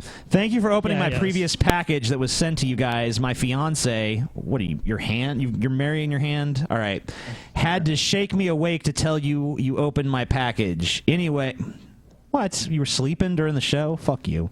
Anyways, here's another package of 3 items for you. For TJ, a New Zealand beanie. Well, this is not the beanie. Yeah, it's like some fucked up thing. Here, yeah, and I'm wearing a beanie tonight. That's interesting. It's true. For Scotty, red beads. Oh, I guess these are yours. That were acquired at Gay Pride Parade. Sorry, Scotty. Well, Scotty's got to wear the gay pride beads. You got to put the fucking beanie on, Tej. All right, and to Ben, this mask here. Yeah. Yeah, it's like a luchador mask. It's kind of fucked up, though. Yeah, it's a little messed up, but, maybe... I think people were murdered in this, so you have fun. Yeah, when you say it's messed up, are there stains around the mouth like somebody's been mouth fucked while wearing it before? This beanie is not new either. There's some other dude's dandruff on here and shit. It's probably Egghead's dandruff. I'm going to check this for lice before I put it on. So. Some sort of powdery substance, some sarin. Yeah. Yeah, man. Maybe it's anthrax. Maybe Egghead got tired of our shit and he's going to fucking oh my God. He's going to take care of us all. He's going to kill us all. One fell swoop. We actually got a lot of them, so here's the next one. Okay, so I don't think this one's even been opened yet. No. Some of these are getting opened right here on the air, so... Yep. If there's a sudden explosion... Okay, yeah. We need hazmat suits. Now TJ has anthrax. You're dead, TJ. You're dead. Someone sent... these are albums, I guess, by Daniel Tidwell. That's what it says. It's on the fucking albums. There you go. I didn't read his name. I read well, maybe that is his name. I don't know. But it's on the album, so fuck it. It's a love letter to Ben. Hey, guys. Love the show. Been watching TJ since the early days of YouTube. I actually did a video response like 7 or so years ago to his Ask Yourself This video. Anyways, I make albums where I cover themes from video games, and I've heard you guys, Ben, ? Play some game tunes on the show before, so at least he may get a kick out of these. Keep up with the show. I know about my shitty handwriting. It's actually better than mine, so I wouldn't worry too much. So we got some albums here. Yeah, and if we have your permission to play it on the show, we definitely will. Yeah, we might give that shit a shot if it's worth a fuck, but if it's horrible, you probably won't hear it. You could be a It's like this episode is like what the fuck is happening? This episode is like a combination of like a virulent gun argument and Christmas. I love it. We got some interference. Can you say that one more time? Sorry, we didn't hear you. We were having some audio issues. Oh yeah, no problem. Can you hear me now? 8-Bit Paul. Yeah. I was just saying, like this episode is like this weird dichotomy of a violent gun argument and Christmas. I love it. It's wonderful. You know, you never know what to expect here on the Drunken Peasants podcast, man. We got some more DVDs. Oh shit! Finally, the Flintstones and Stone Age Smackdown the movie. Oh, we have to review that on Patreon. Oh yeah, we got to look at that for sure. And I mean, I don't know. WWE is pretty fucking litigious though. And now another one, Scooby-Doo WrestleMania. Oh my God, no! John Cena is on both covers. Oh yeah, John we have. Cena still goes over. Yep. I bet you no one boos him in the cartoons. I know. That's why they're cartoons. You know what, TJ? I'm gonna have to take the audio is popping really bad. I have to take you off of full screen. Okay. Oh, more John Cena shit. I think if you leave him like he was there, Ben, like just with OBS showing, I mean, I know it's not the most professional looking thing, but we'd still be able to see the presence and stuff really well. And I didn't hear the popping when he was up like that. They say that they hear popping. Oh, okay. Never mind then. So, give me, just 1 second. I'll get this shit figured out. Fuck. Since you love John Cena so much, I sent you some Cena movies. Stop being a bitch, Scotty, and become the egg bitch. PPS, fuck you, Scotty. PPPS, you're garbage, Scotty. PPPPPS, just kidding, Scotty. PPPPPPS, not really. Are we going to be able to get Scotty to eat a fucking egg at the LA meetup? Is it happening? Is it going down?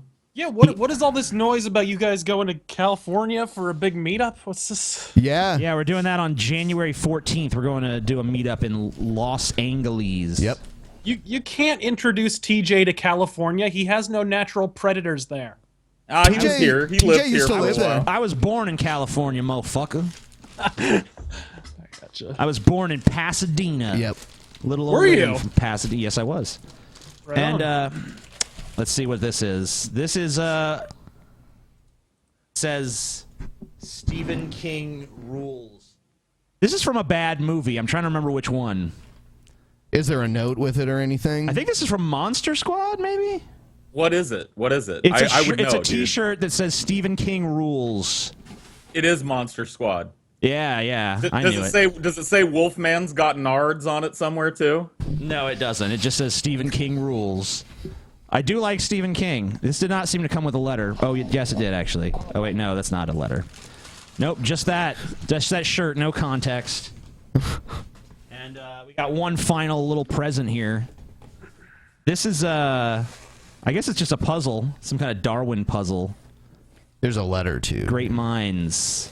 Some kind of puzzle. Looks like a turd. Yeah, there's a note with it, too. Is there? Yeah. Let me see if I can find it.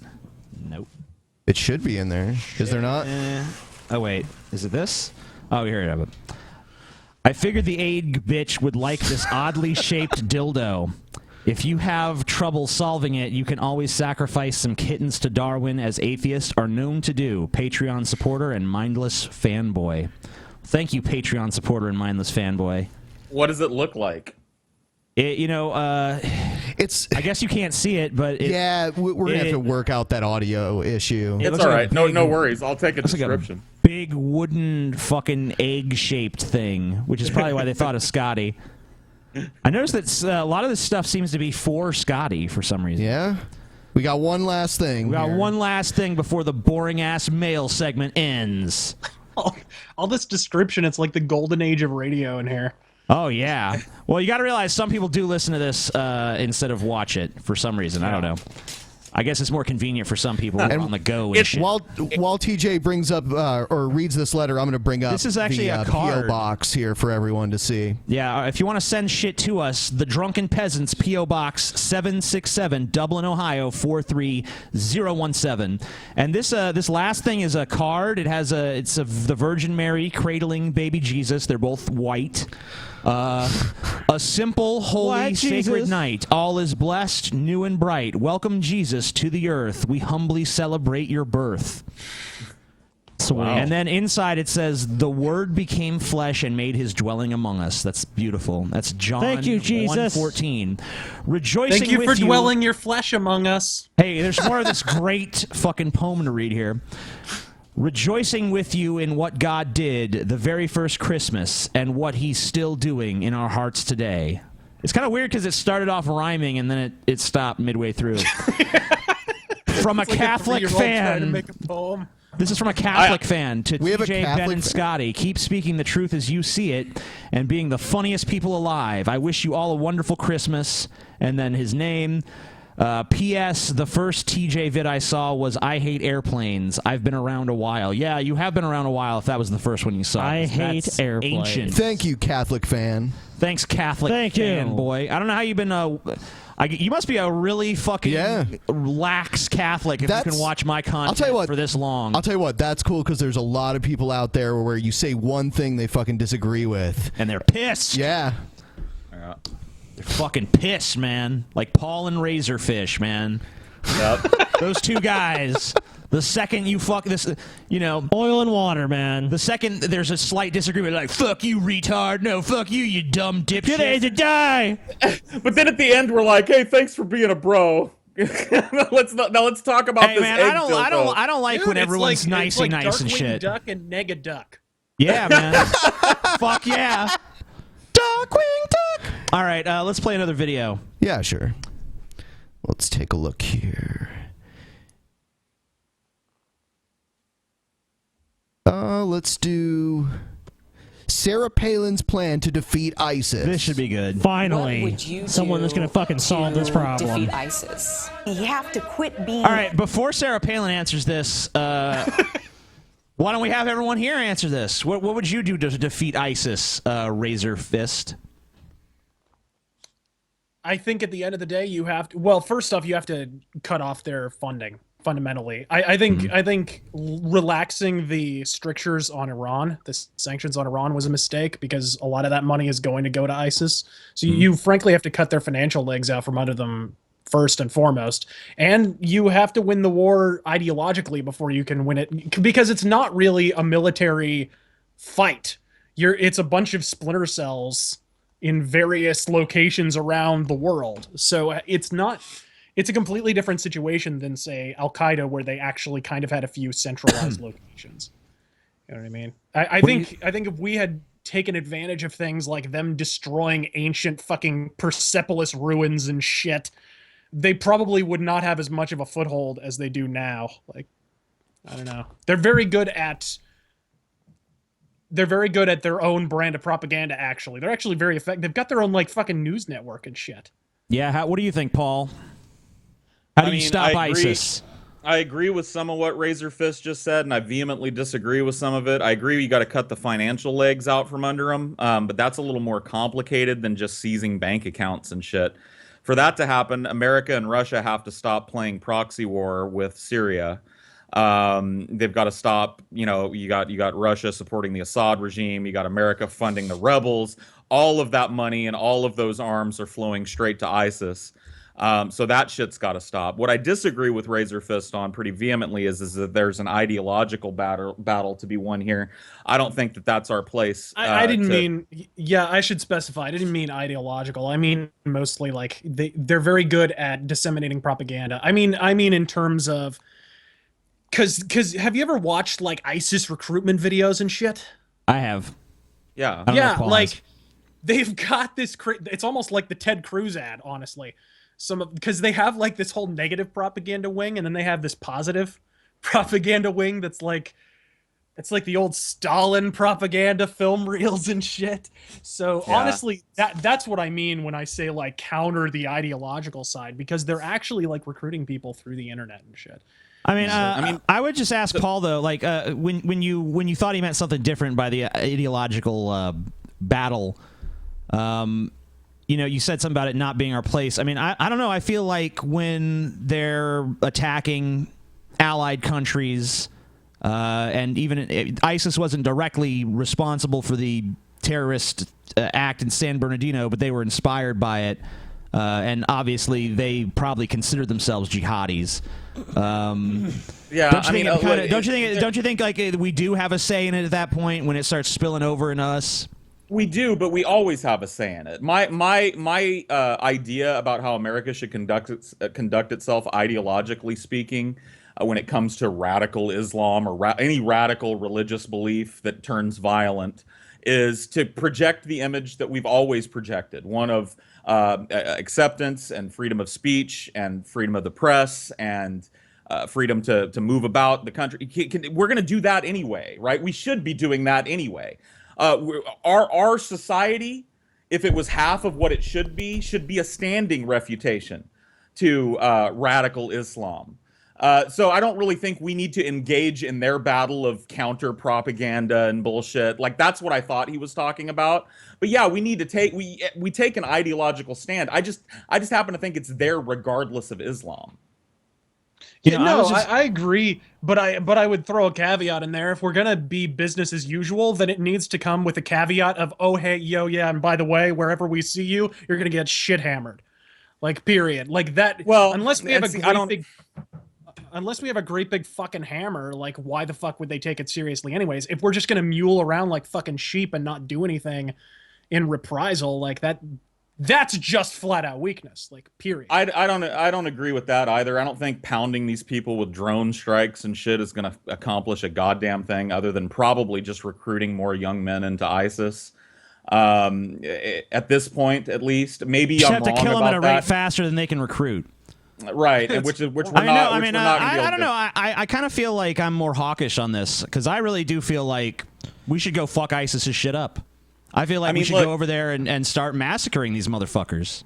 I'm far from an isolationist. I'm not a Ron Paul guy.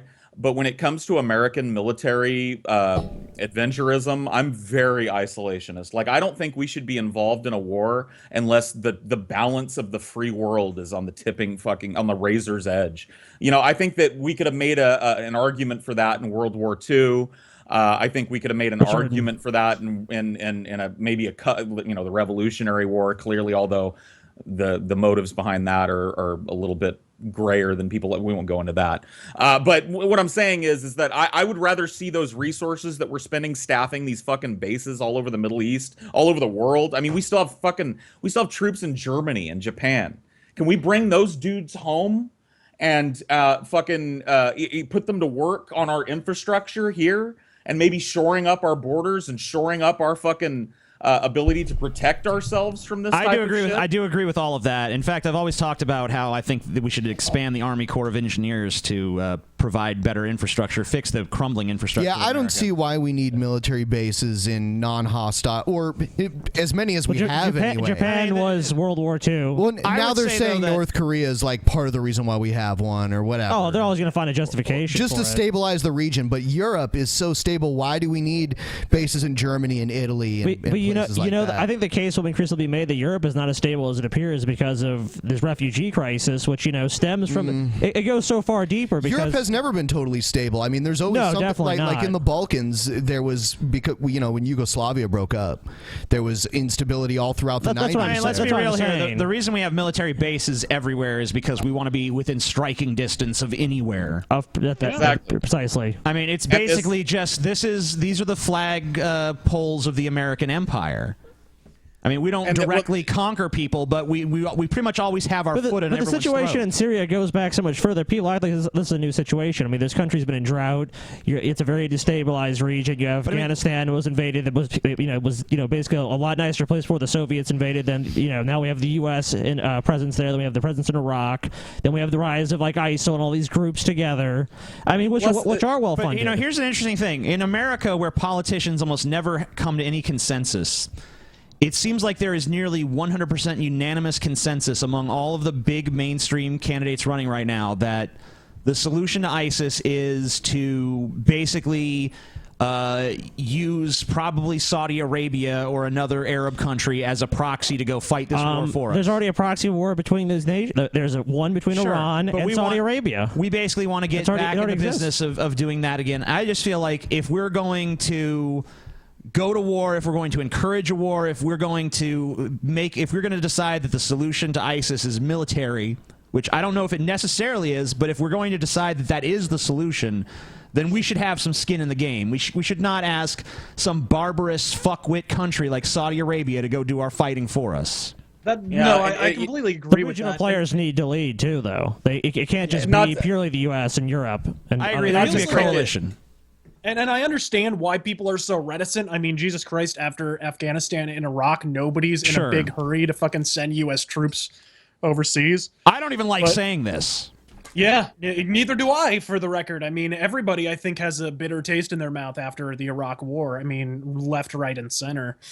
But this may not even be relevant, but to kind of dial it back a little bit to the bases that we have everywhere, TJ's right. It's a form of military exploitation. It is us waving our big, veiny, triumphant red, white, and blue cock in their face and saying, "Look." Yeah, it's the closest thing to like modern imperialism that we're allowed to have anymore without being seen as the biggest cocks in the world. You know what I mean? But I also think that even more subtly, but I think even more importantly, it's a form of economic exploitation as well, because we move these bases in. These bases provide a huge revenue stream for these countries. We're paying these countries basically for the privilege of being there. All of our soldiers are eating at their restaurants.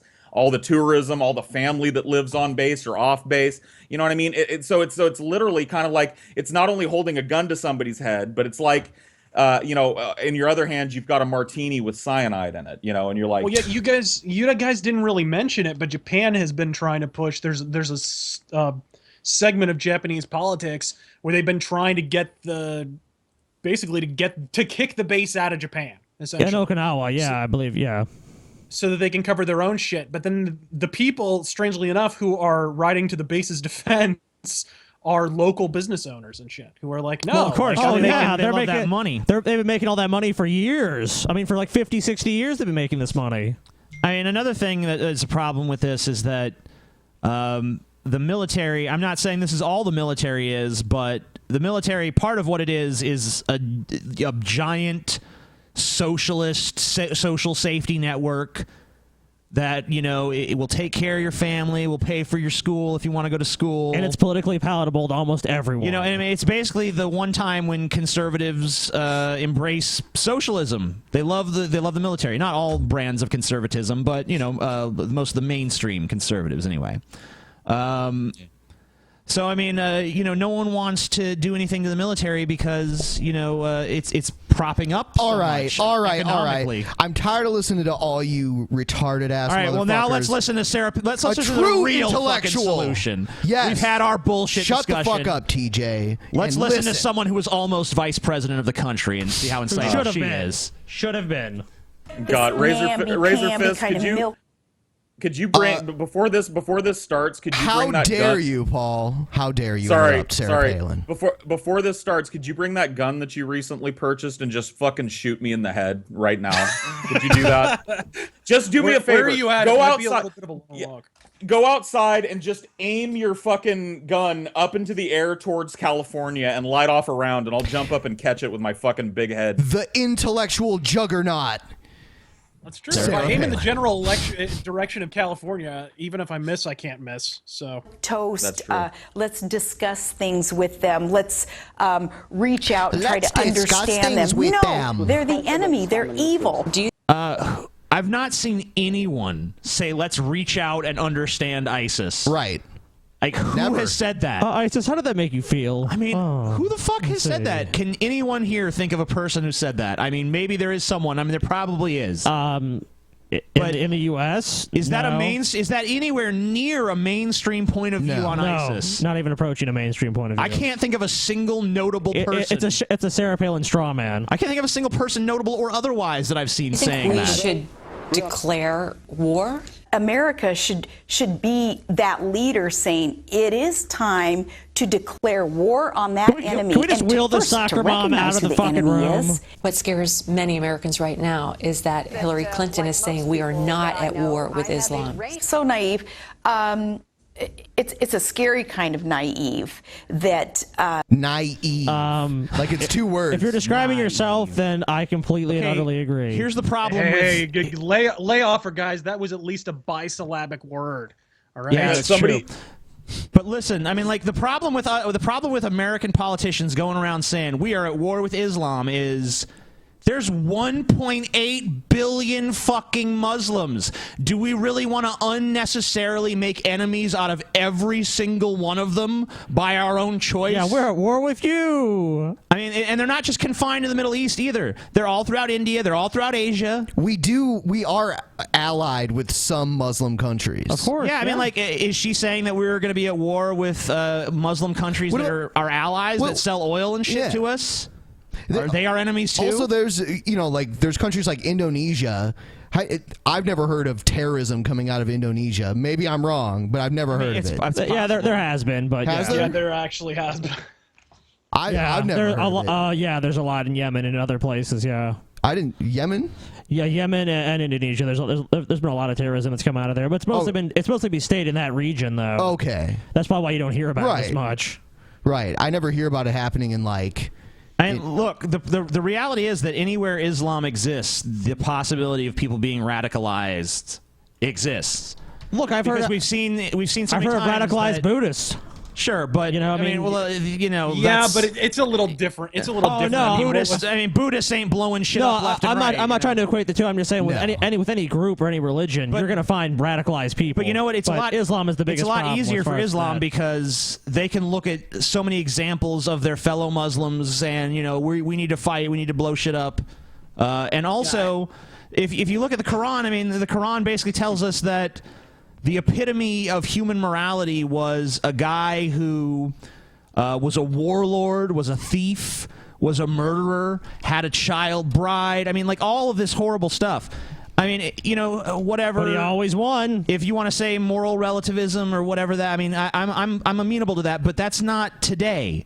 To say that person is the highest and greatest moral fucking leader of all time and that all of our lives should emulate him.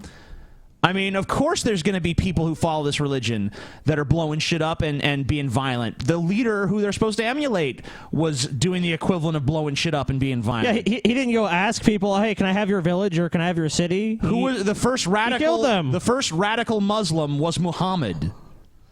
I haven't checked the figures in a while, but I know a couple of years ago, I remember there was something like 12 concurrent conflicts going on in the world, and literally not a single one is Islam not involved, which is pretty crazy. And I don't know if that's still because obviously we've pulled out quite a bit of Iraq and Afghanistan and so forth.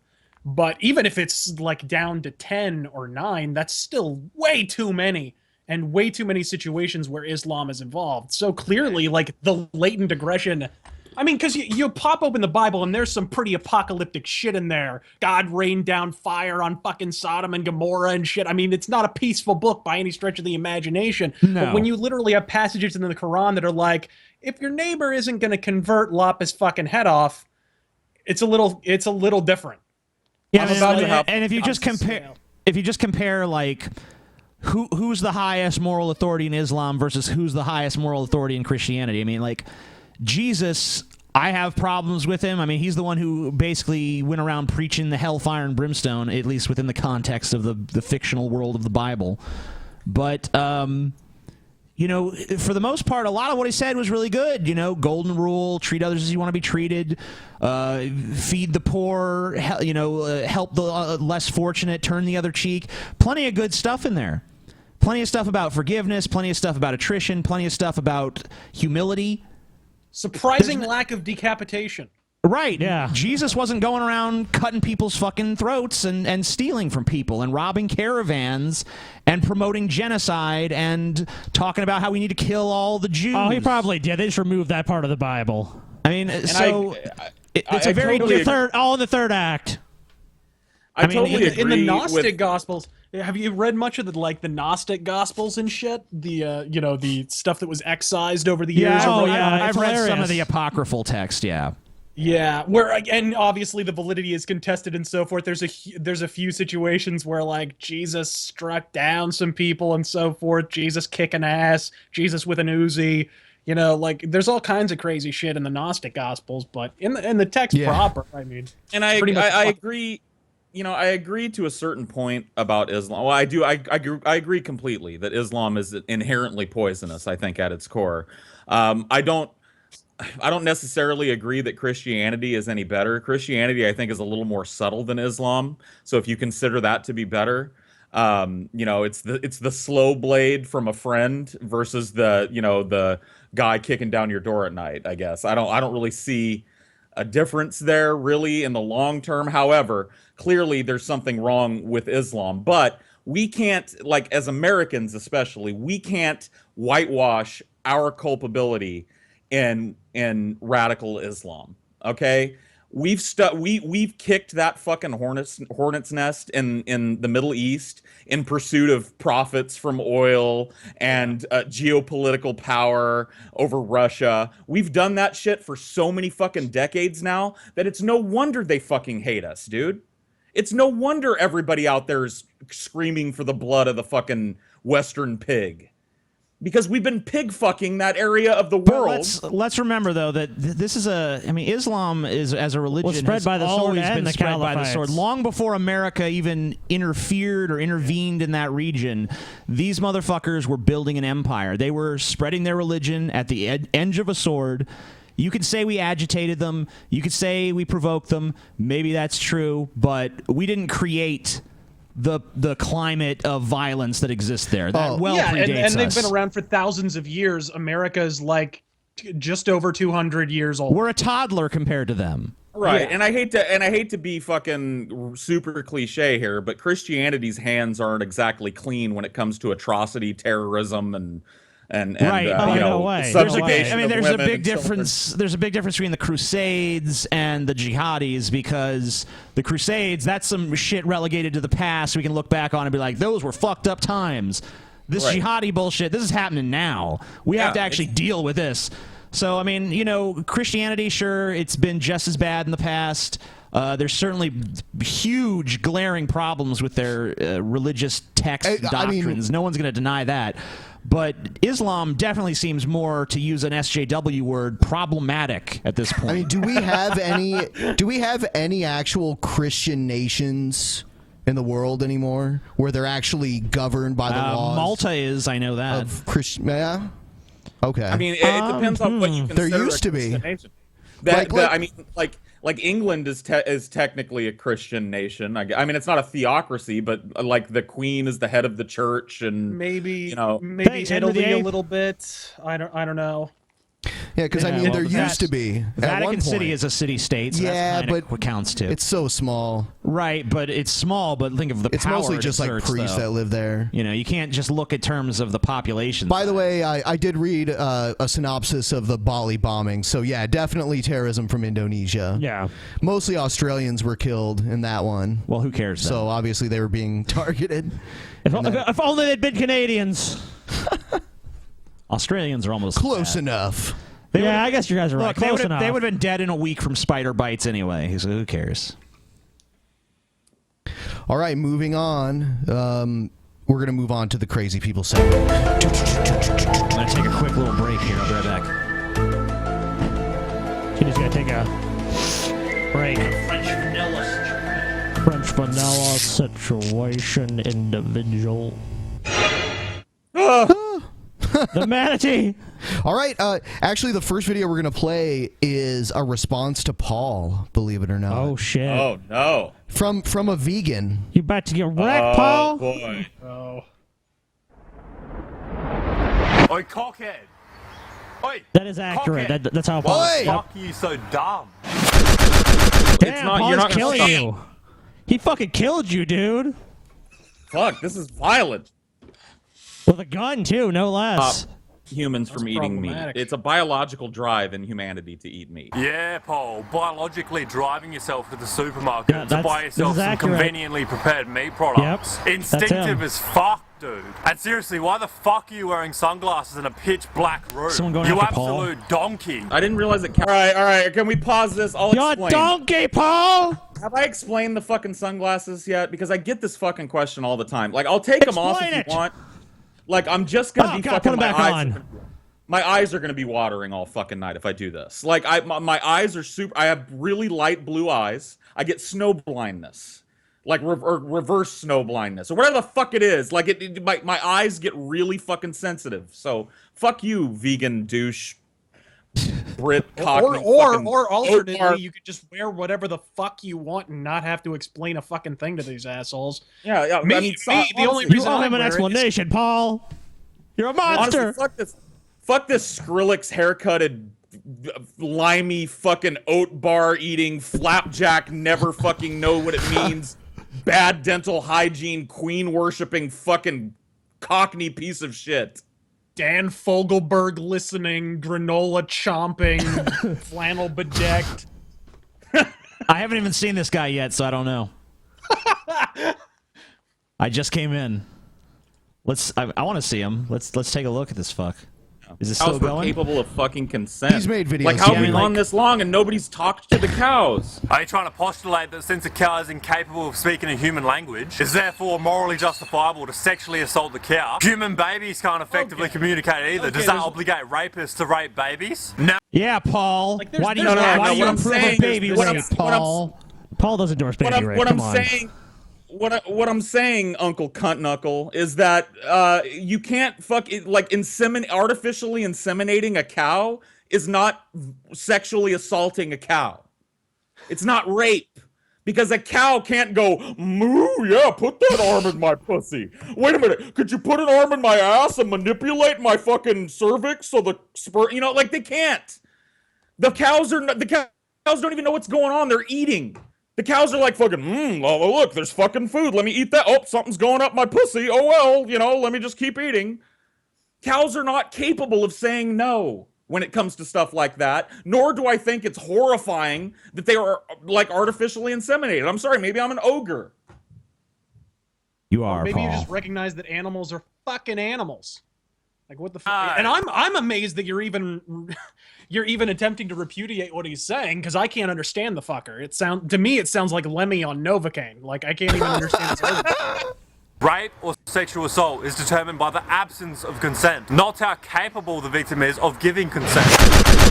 Seriously though, Paul, Damn, he you're wants fucking you- damn, stupid, he fucked fat, your shit ignorant up, fool Paul. who chooses to have animals unnecessarily suffering and Homer the planet Simpson now. unnecessarily destroyed, rather pretty than cool. simply changing your food choices. You told the victim. I don't know, Scotty. You want to know what the fun thing about this guy is? And this is the big period, I think, on the end of his video here. The fun thing about it is that I actually don't eat meat. By choice. I've been quote unquote lacto pesco vegetarian, so I eat some fish and egg products and milk. Eggs. But I do not eat chicken, pork, any meat. Any, like if you drink milk, that's what he's talking about, basically, because basically Right. they inseminate the cow. But I Yeah, think so that's funny. And not like I'm a fucking Adonis or anything, but I've lost 20 or 30 pounds probably in the last 6 months doing it. Good. I feel better. So I think it's really funny. I was talking about in general. I was talking about this idea that we're going to come to some consensus someday as a species that we're not going to eat meat anymore. Because my choice not to eat meat was my choice. I made it for health reasons and, to be honest with you, for some moral reasons. I don't like factory farming. I don't like it when animals are kept in little fucking 2x2 cages their entire lives and they suffer. I don't like that. So if I can remove my monetary support from that in any way and get healthy while doing it, it's kind of a win-win to me. Well, it's kind of a win-win-lose because there's no stake. But what can you do? You know, you can't have your filet mignon and eat it too. You know what I mean? This guy, though, this is another disadvantage is that you got to listen to this guy's shit.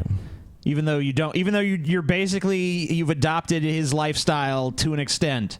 Probably not to the same rigors that he has. Definitely not. No. But you know, the fact that you're not even this fucking guy that's sitting around eating fucking, you know, steaks and cheeseburgers every 2 minutes. I have been that guy, and I've paid for it immensely. I'm 35 years old. I have high blood pressure. I'm on 2 blood pressure medications. I'm massively depressed, which has a strong positive correlation with obesity. You know, like, I've paid the price, and I'm done paying the price. At least I'm trying to be done paying the price. I've adopted a more healthy lifestyle. And when I do buy things, because I live in an agricultural area, I can get things like cage-free eggs and grass-fed milk, where the fucking cows are allowed to roam around. You fucking monster! I know, I'm such a hippie, right? But like, what I'm saying is, like, this guy's preaching to the fucking choir. All I'm saying is, you're not gonna fucking convince Joe Red Meat down the street to stop cooking tri-tips on 4th of July. It's not gonna happen. So why don't we focus on doing it as humanely as possible? Am I wrong? Am I crazy?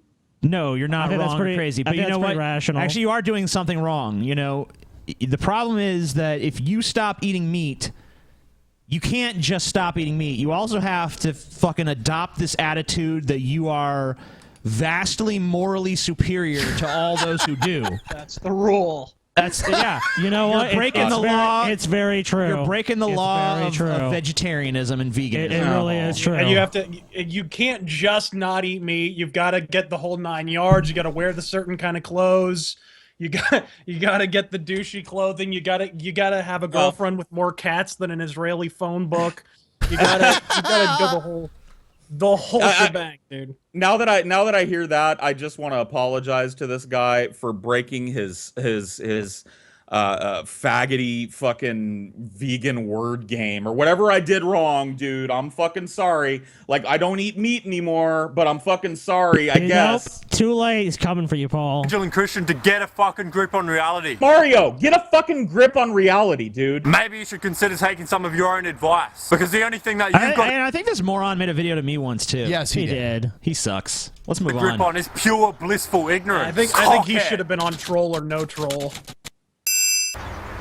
I know he's not a troll, though. That's the sad part. He sucks. Let's move on. All right.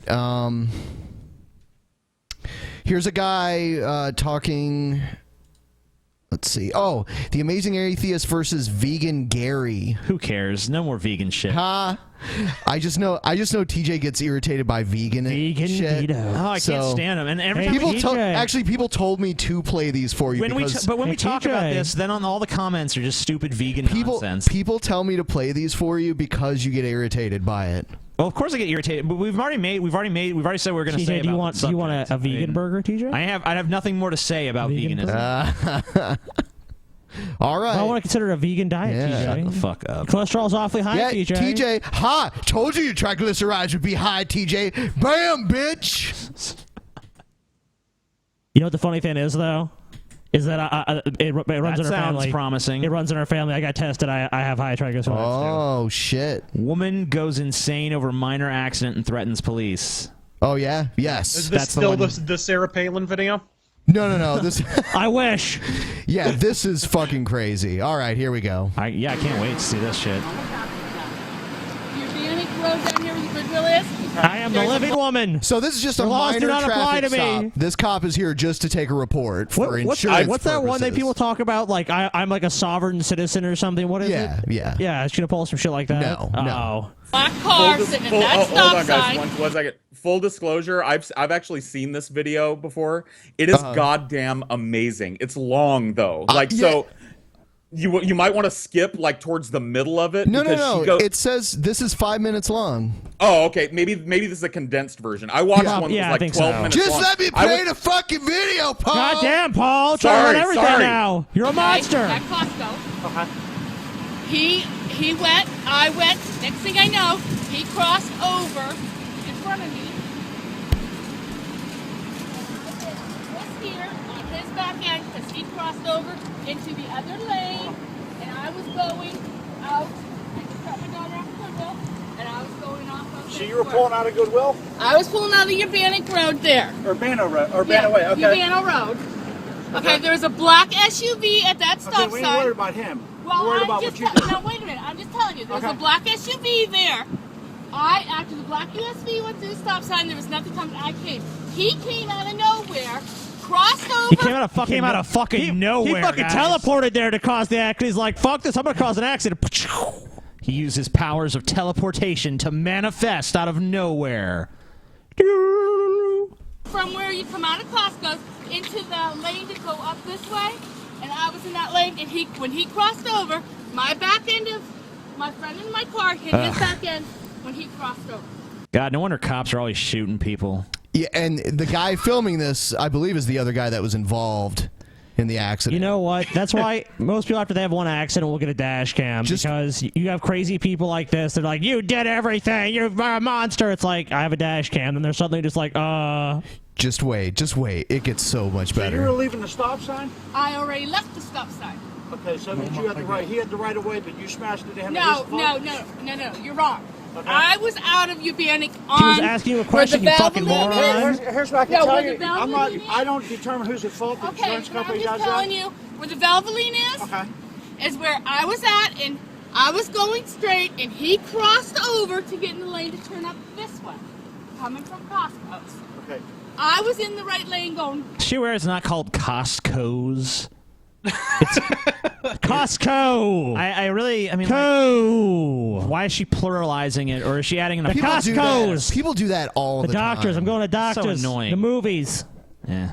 Don't you know anything, TJ's? I'm going to Targets. TJ's. Walmart's. Walmart's. Going to Walmart's. I was going down the hill, and he crossed over and hit the front He end of done my did car. it. And then He's he goes, guilty. You hit me, bitch. Hang you him. better pull over.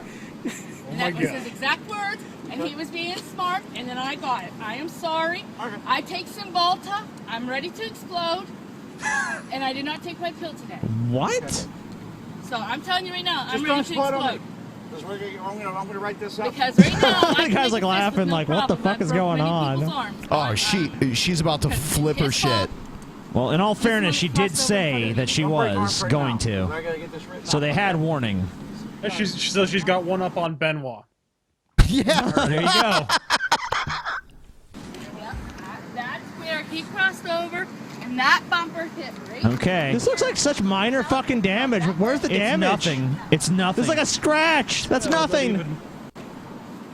Put Not even a camera damaged away. fucking front bumper. Here we go. This is gonna look awesome on YouTube.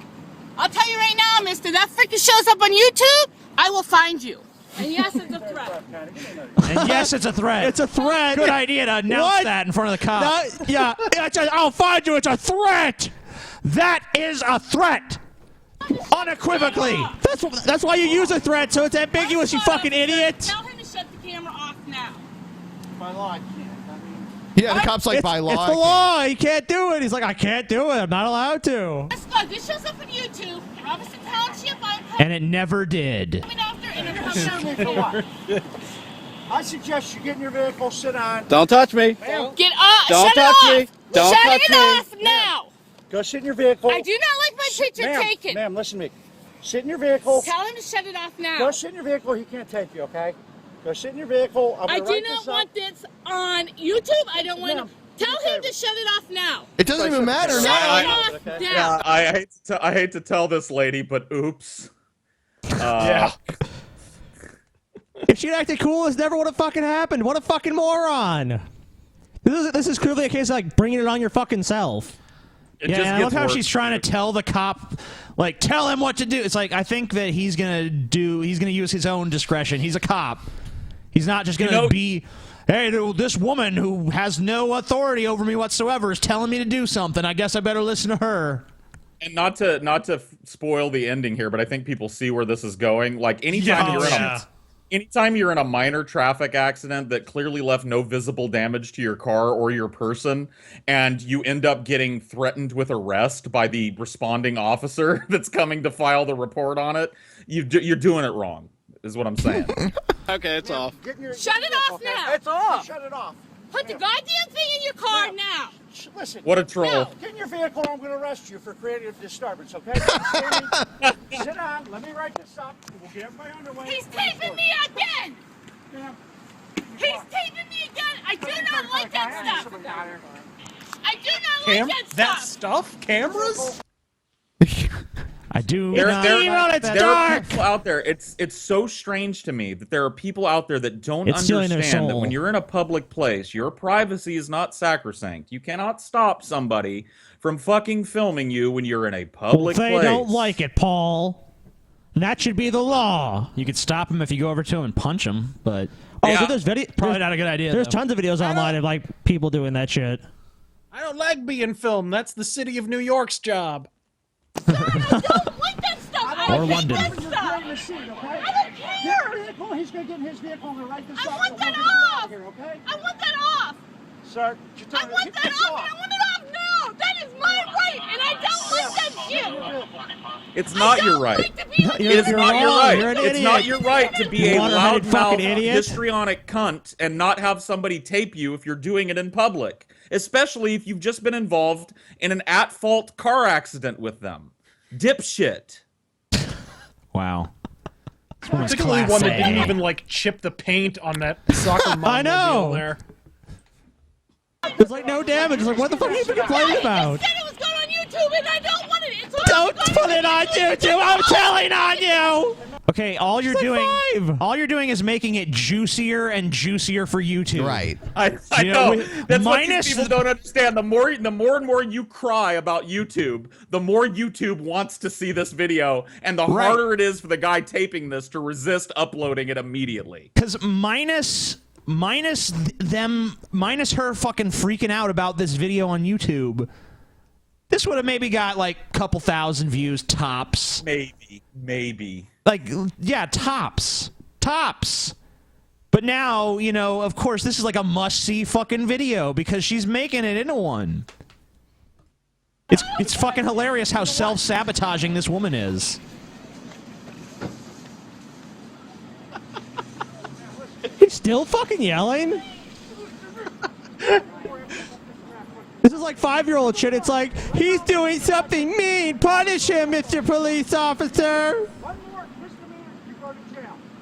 Oh my God.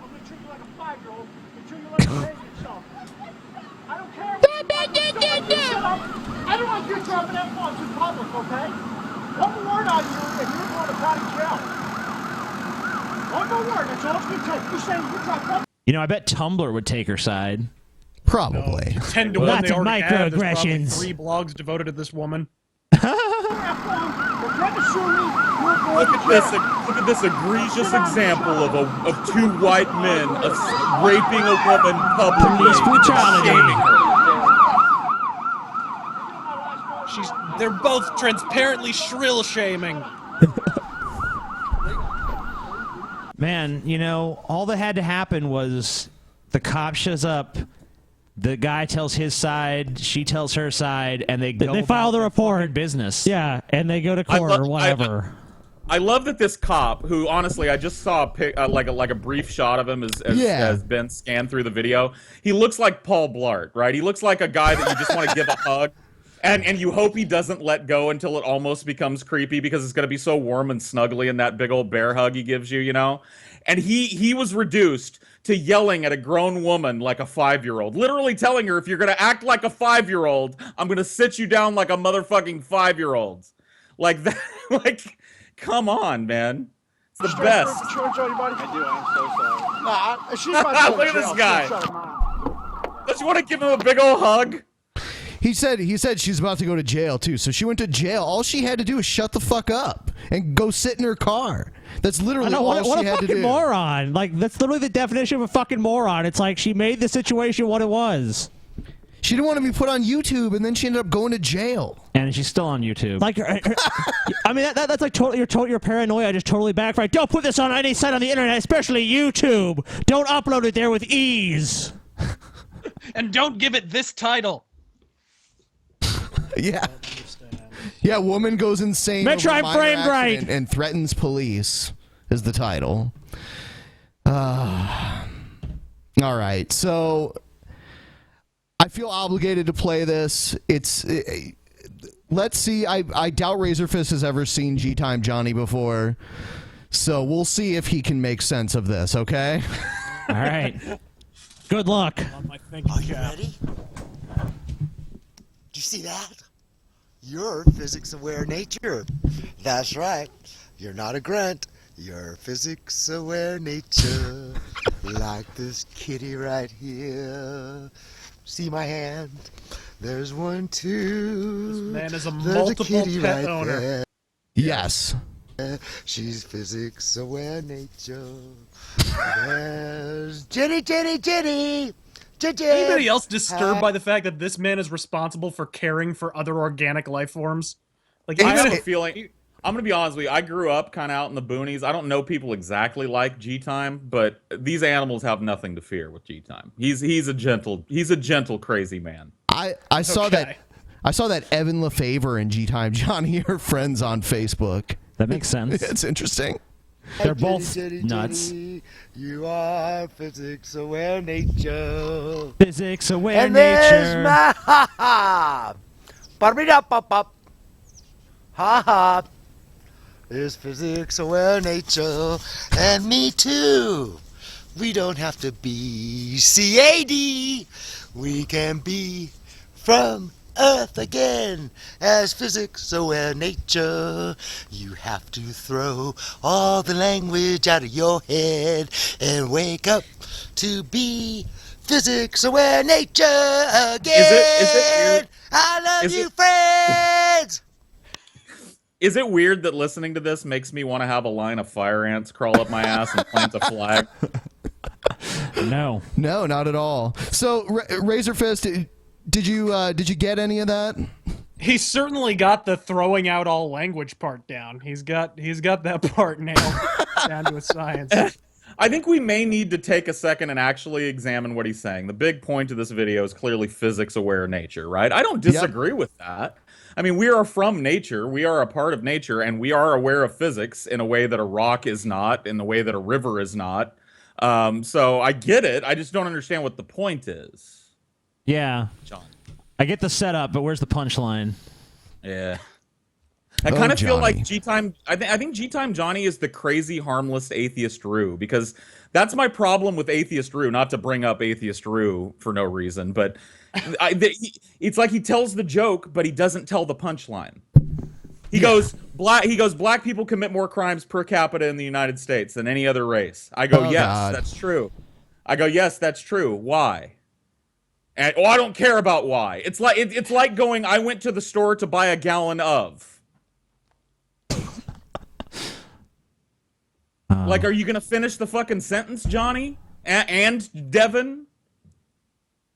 Physics-aware nature, dude. Physics-aware nature, dude. You're a fucking word slave. You just maybe don't get it. Maybe that's why black people commit so much crime. Physics-aware nature. The children of Johnny. Fuck. Every time these two are the puzzle pieces that fit together. Every time Scotty leaves and comes back, every blurry. episode, yeah, every fucking Quit time. fucking leaving and coming back, you dumb bitch. How many views does this cat have?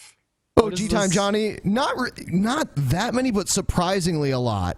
I mean, for what it is, and he sends what ballpark it for me?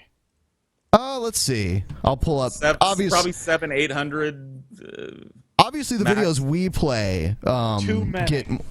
There are so many parody videos and like music related videos of him. It's hilarious. Let's see. His most popular video, probably like 18,000 views, but that's ridiculous. And what was that video for? It's him talking about how he's an arousal of humanity. It's true. And that one's only got 18,000 because the word arousal is in the title. Oh yeah, obviously. Well, we played it. We played it, and then someone turned it into a song because he kind of sings when he talks about whatever he's talking about. So people have put his videos to music and shit. Some people make it trippy. We had him on the show once, and he admitted to doing LSD several times. So during the show. Yeah. Well, no. Throughout his lifetime. By the way, guys, not to interrupt, but I'm going to walk to the. You're going where? I don't care about where, Ben. You regressive Chank Uger fucking faggot liberal pussy. Word slave, Ben. Micro dick. Micro Obese, dick, fat. fucking obese, fat, neck bearded, fedora tipping, milady, My Little Pony watching, faggot liberal, regressive Chank. Fuck. Called you a fucking brony. Yeah. I don't care about what. Break out the care. 2008 Brony reference. Wow, Paul, you're They're really still throwing around. shade. They're still around. You're throwing some massive shade, Paul. Every time we do our hangouts, we have a couple bronies that come in there. It's pretty Yeah, there's scary. nothing wrong with bronies. They're mostly harmless. I just don't like it when they get on a roll. Like, I'll tell a little quick story. This is not story time with Paul, but it'll take like 5 seconds. I was in line at a Best Buy once on the night before the release date of Diablo 3. I'd pre-ordered it, and so I wanted to get it, right? Like, in my hands, because I'm a huge Diablo dork. And I'm in line, right? I've never done... Well, I had done these before, but it had been pretty normal. Like, I'm a pretty big nerd anyway. But this time, the people that were in line were just so fucking out of line. Like, it was like... Oh my God. And the dude right in front of me was a brony, right?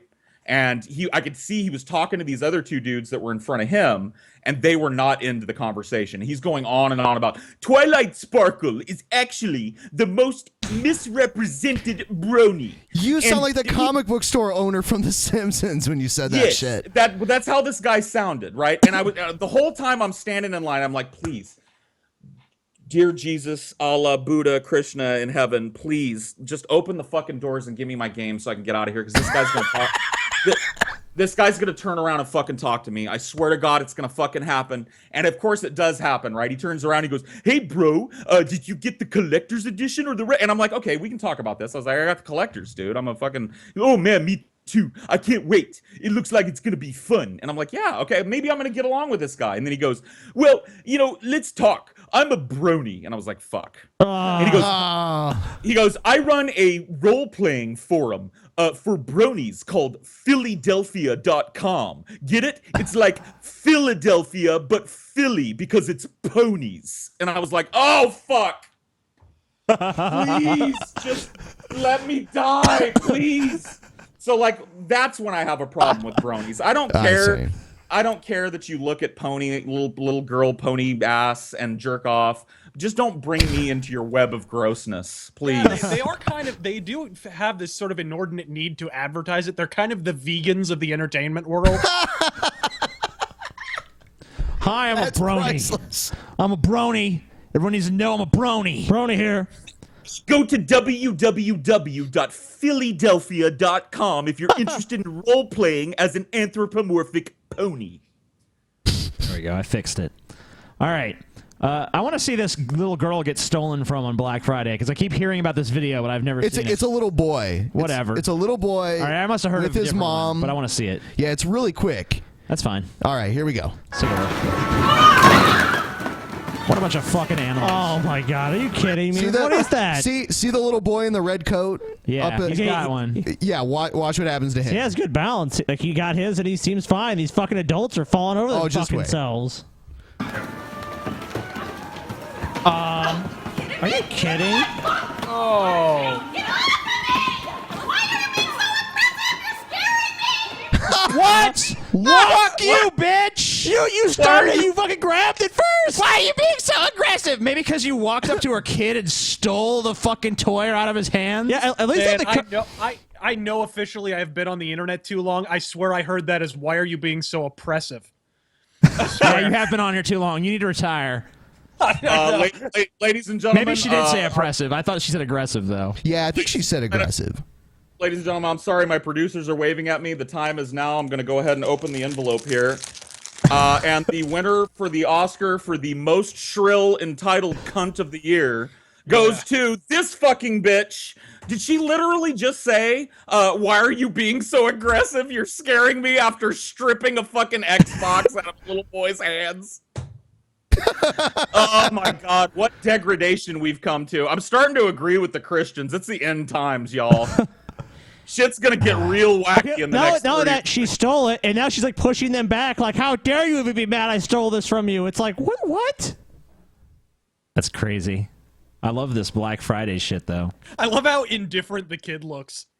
Kid's just like, shit happens, whatever. He's like, damn, bitch, there's like 3 of these motherfuckers on the floor right in front of me. If she looked behind her, she would have got him. That's it. Yeah. People in the chat are calling this fake. No, it's not fake. I've Okay. seen there's too many. There's things like way this too on Black many Friday. videos of this kind of shit. I think there's a video of like a brawl over like a waffle maker at a Walmart. Yeah. I mean, Seriously, people literally like- fight over anything. Let's address this shit right now. Let's say this is fake. Shit like this happens really does. 150,000 People times get every fucking trampled. Black Friday. Yeah, people die on Black Friday almost every year. I don't know if it happened this year. I saw some pretty crazy videos, but I didn't hear about any deaths. So we're getting better. We're getting better, y'all. All right, so are we going to do story time with Paul or? Yeah, I guess it's about that Okay, before we do it, obviously, I had, let me see here. I just want to do one quick thing. Okay. All right, here we go. Someone wanted to join for story time with Paul. Okay, cool. Always happy to have another friend. Yep. Huh, I wonder who it could be. Yep. Yeah. Who could it be? Always happy to meet new people. Oh, hey, look, he's got Jim Steinor. Hi, guys. Oh, fuck me. Hello, Jim. When does the fucking we know you lost your job at Taco Bell, right? For punching that Uber driver. Taco Bell. Yeah, you were a Taco Bell account manager. You punched that Uber driver. They fired you. Where's the fucking money coming from for your appearances? It's coming from. Why does it matter, Paul? Why does it matter? Yeah. Why does it matter, Paul? Well, if you're making money like running a child prostitution ring in Indonesia, I think the peasants might want to know that. What is with us and going after Indonesia today?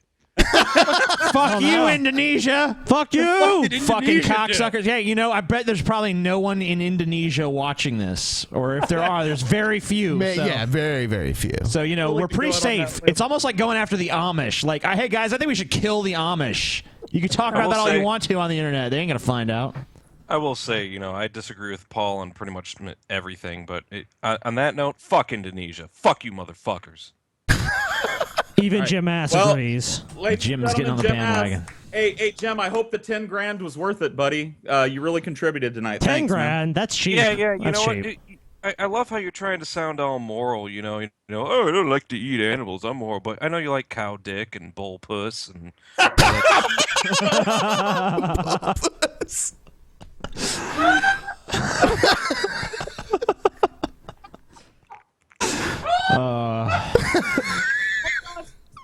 Good night, folks. That is true. Paul did go on and on about it. Story time. Was that with Paul? Did I just ruin his story time there? Did I steal the punchline there, Paul? You just dropped the bomb. Oh. Bull. Hey, did you guys notice there's a Cheese Whiz canister in the background there amongst all this classy shit? Paul's a I refined just gentleman. noticed that, He's a refined gentleman. I have a picture of this somewhere, and I've always tried to zoom in to see if there's any if there's anything on the spines of any of these books, that would be kind of cool, a little detail. But yeah, no, I caught the Cheese Whiz. I just saw it for the first time. I'm impressed. Really? Jizz. Yeah, it's very subtle. Fuck you. It's filled with jizz. I'm gonna tell us. I'm gonna tell a story tonight about video games. Since we have Razor here, I thought it would be not that Razor only does video games. He's also makes a pastime of being incredibly wrong about guns. Yeah, you go ahead and tell that story, Paul. You go ahead. Tell us the Jim, story. have you been drinking again? Has he ever stopped? I don't. That's like asking the Pope if he's been fiddling little kids today. Like, of course, come on, Jim's Paul. been It's a low blow, Paul. Low blow. Jim can't fucking get Literally out of a low bed blow. without a fucking big slug of Johnny Walker Black Label. At least he has good taste. Hey. So, shut the fuck up, Jim. So shut up. You might learn something. I used to play a video game called Ultima Online, And it was back in the 90s, and it was one of the first commercially successful MMORPGs, if that makes any sense to people. Oh, you're such a fucking dick mother, Paul, you motherfucker. Can we kick this fucking faggot out of the room? Goodbye, Jim. Oh shit! Let's give him another chance. One more chance. Come on, Jim. Simmer down, Jim. All right, Okay, fine. I'm sorry. You know what, Jim? I'll listen. Jim, look, as much as I dislike you, I trust you. You're not going to interrupt me again, are you? Of course not. Why would I ever You're gonna be a good little dinosaur, aren't you? I am not the dinosaur. That's my dinosaur. That's a good little dinosaur. Now sit and shut the fuck up. Hey, go suck on a bull's puss. Asshole.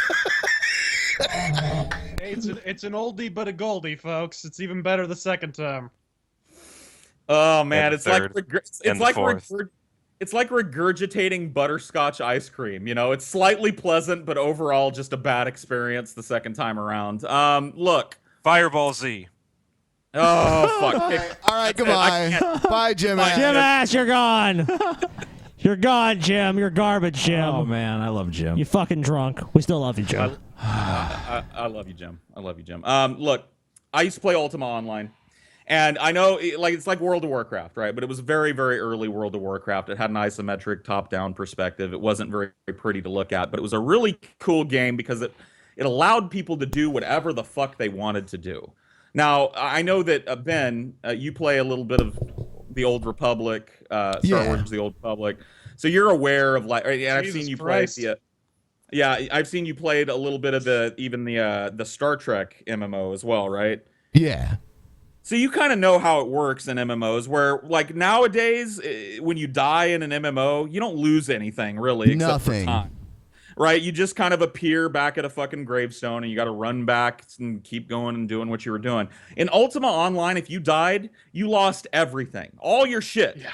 Anything you were wearing was fucking gone, right? So it added this whole level of... and on top of that, outside of towns, which was made up a very, very small proportion of this giant world map in Ultima, you could kill people. You could attack any... Also, it's PvP too. Wasn't Diablo 2 like that too? And also, like, if you died, the hardest modes of Diablo 2, if you died, someone could like run up and take your shit while you were dead too, right? Diablo 1 was like that. Okay. The first Diablo had this toggleable. I don't know what the fuck they were thinking. I mean, I loved them for it because I had so much fun playing it. But it had this toggleable PvP switch that when you hit it, it allowed you to affect other characters with your spells, but they didn't have to consent to it. So it wasn't like a dual button or something. It was just like, oh, let me just turn this on and fucking hit you with a lightning bolt and then take all your gear. Peace out, faggot, you know? But this game was like that. So, but dying wasn't the end all be all, but it could set you back a long ways. Like if you died and lost everything in World of Warcraft, you're fucked, right? Because you spent, years getting that fucking equipment. In Ultima, you could make your own equipment. You could scrounge up money and buy some decent equipment and be back in the game. But you don't want to get killed, right? So it adds this whole level of intrigue to the game that just doesn't really exist in modern MMOs anymore. And I started playing this game, and I learned very early on that the rules in this game were that there were no rules. That the most cunning, the smartest, the most ruthless person was always going to win at this game, no matter what. It was kind of the Dark Souls of its day. No, it really was. It really was. And it was so fucking cool to play. So me and a couple of friends were playing, and we got together one day, we're smoking some pot. And we're talking about like what we can do in Ultima. Like we need to start making some money. I'm tired of... At the time, we were trying to save up for our own little house. And that's another cool thing about Ultima is that you could buy a house and build it in the world, and it existed as a tangible object that could actually be broken into by other players and burglarized, which is totally unheard of. Once again, anyway, I'm going on and on about that. So we got together and we were like, how are we going to make some fucking money without boring ourselves to tears in this game? So we decided to run a scam. And the scam went like this, okay? We would stand near the bank in the main town, which was called Britain in this game.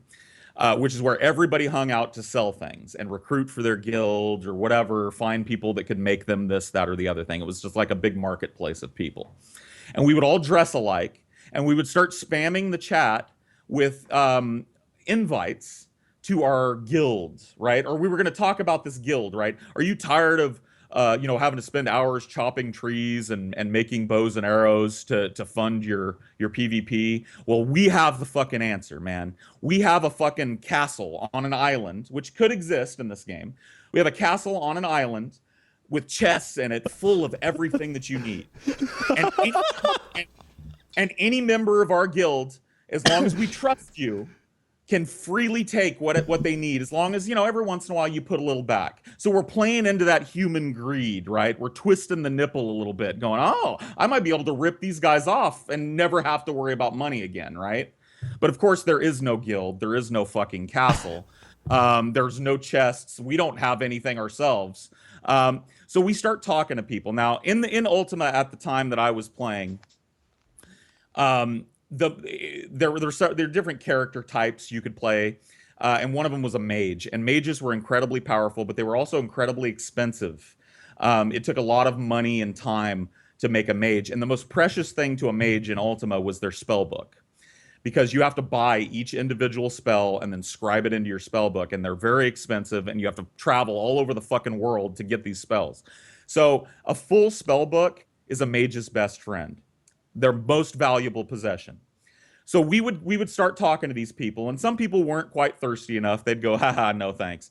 But there were a few people, and let me tell you a story about what happened, like in general. We would go, okay, so look, we're not bullshitting you here. We're shooting straight. But we need to be able to trust you, right? Because of course, anybody would want to just come loot us dry. So we need to know that you are willing to put your shit on the line for us before we put our shit on the line for you. Okay, well, what do you need? Give us everything that you've got.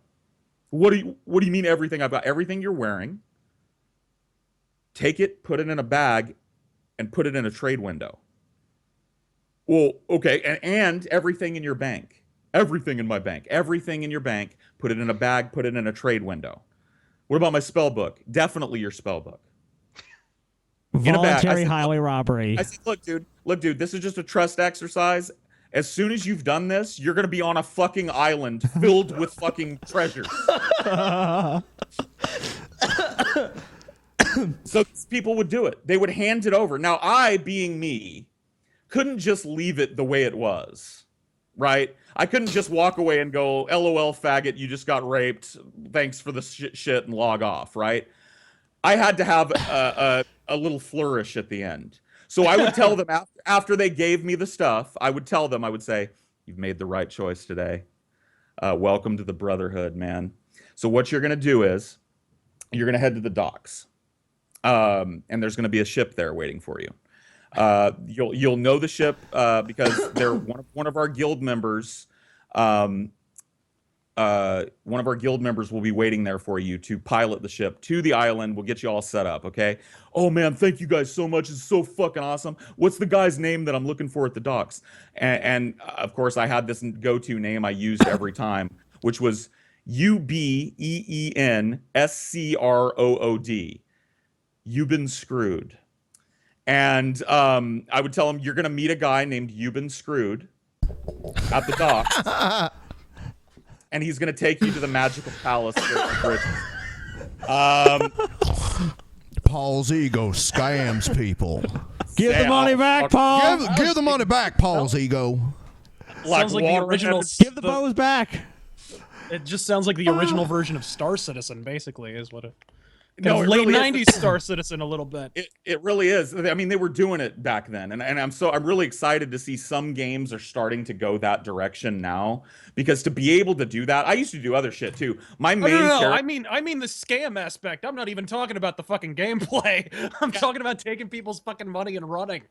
My main character was named Toothless Crackho, and I would hang out in the Britain Graveyard, which is a place where people would hang. It was a good place to grind for money because there were a lot of skeletons and zombies that spawned there. But it was also a hangout for rogues and thieves of the night and whores like me.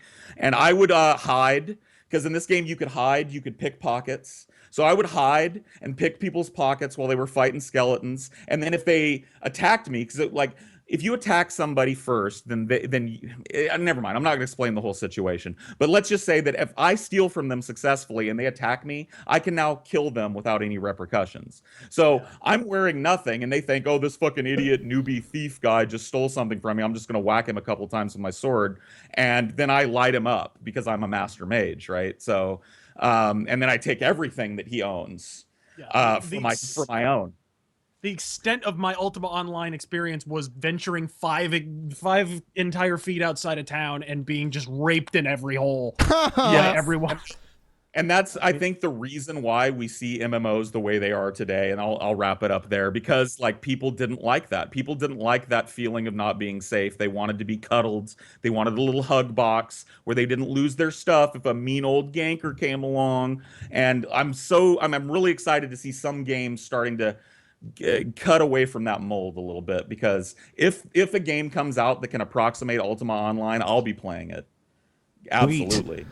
And that's story time with Paul. Sweet. It's great. I loved Great it. Story. That was fucking hilarious. Thank you to RazörFist for being on the RazörFist. show.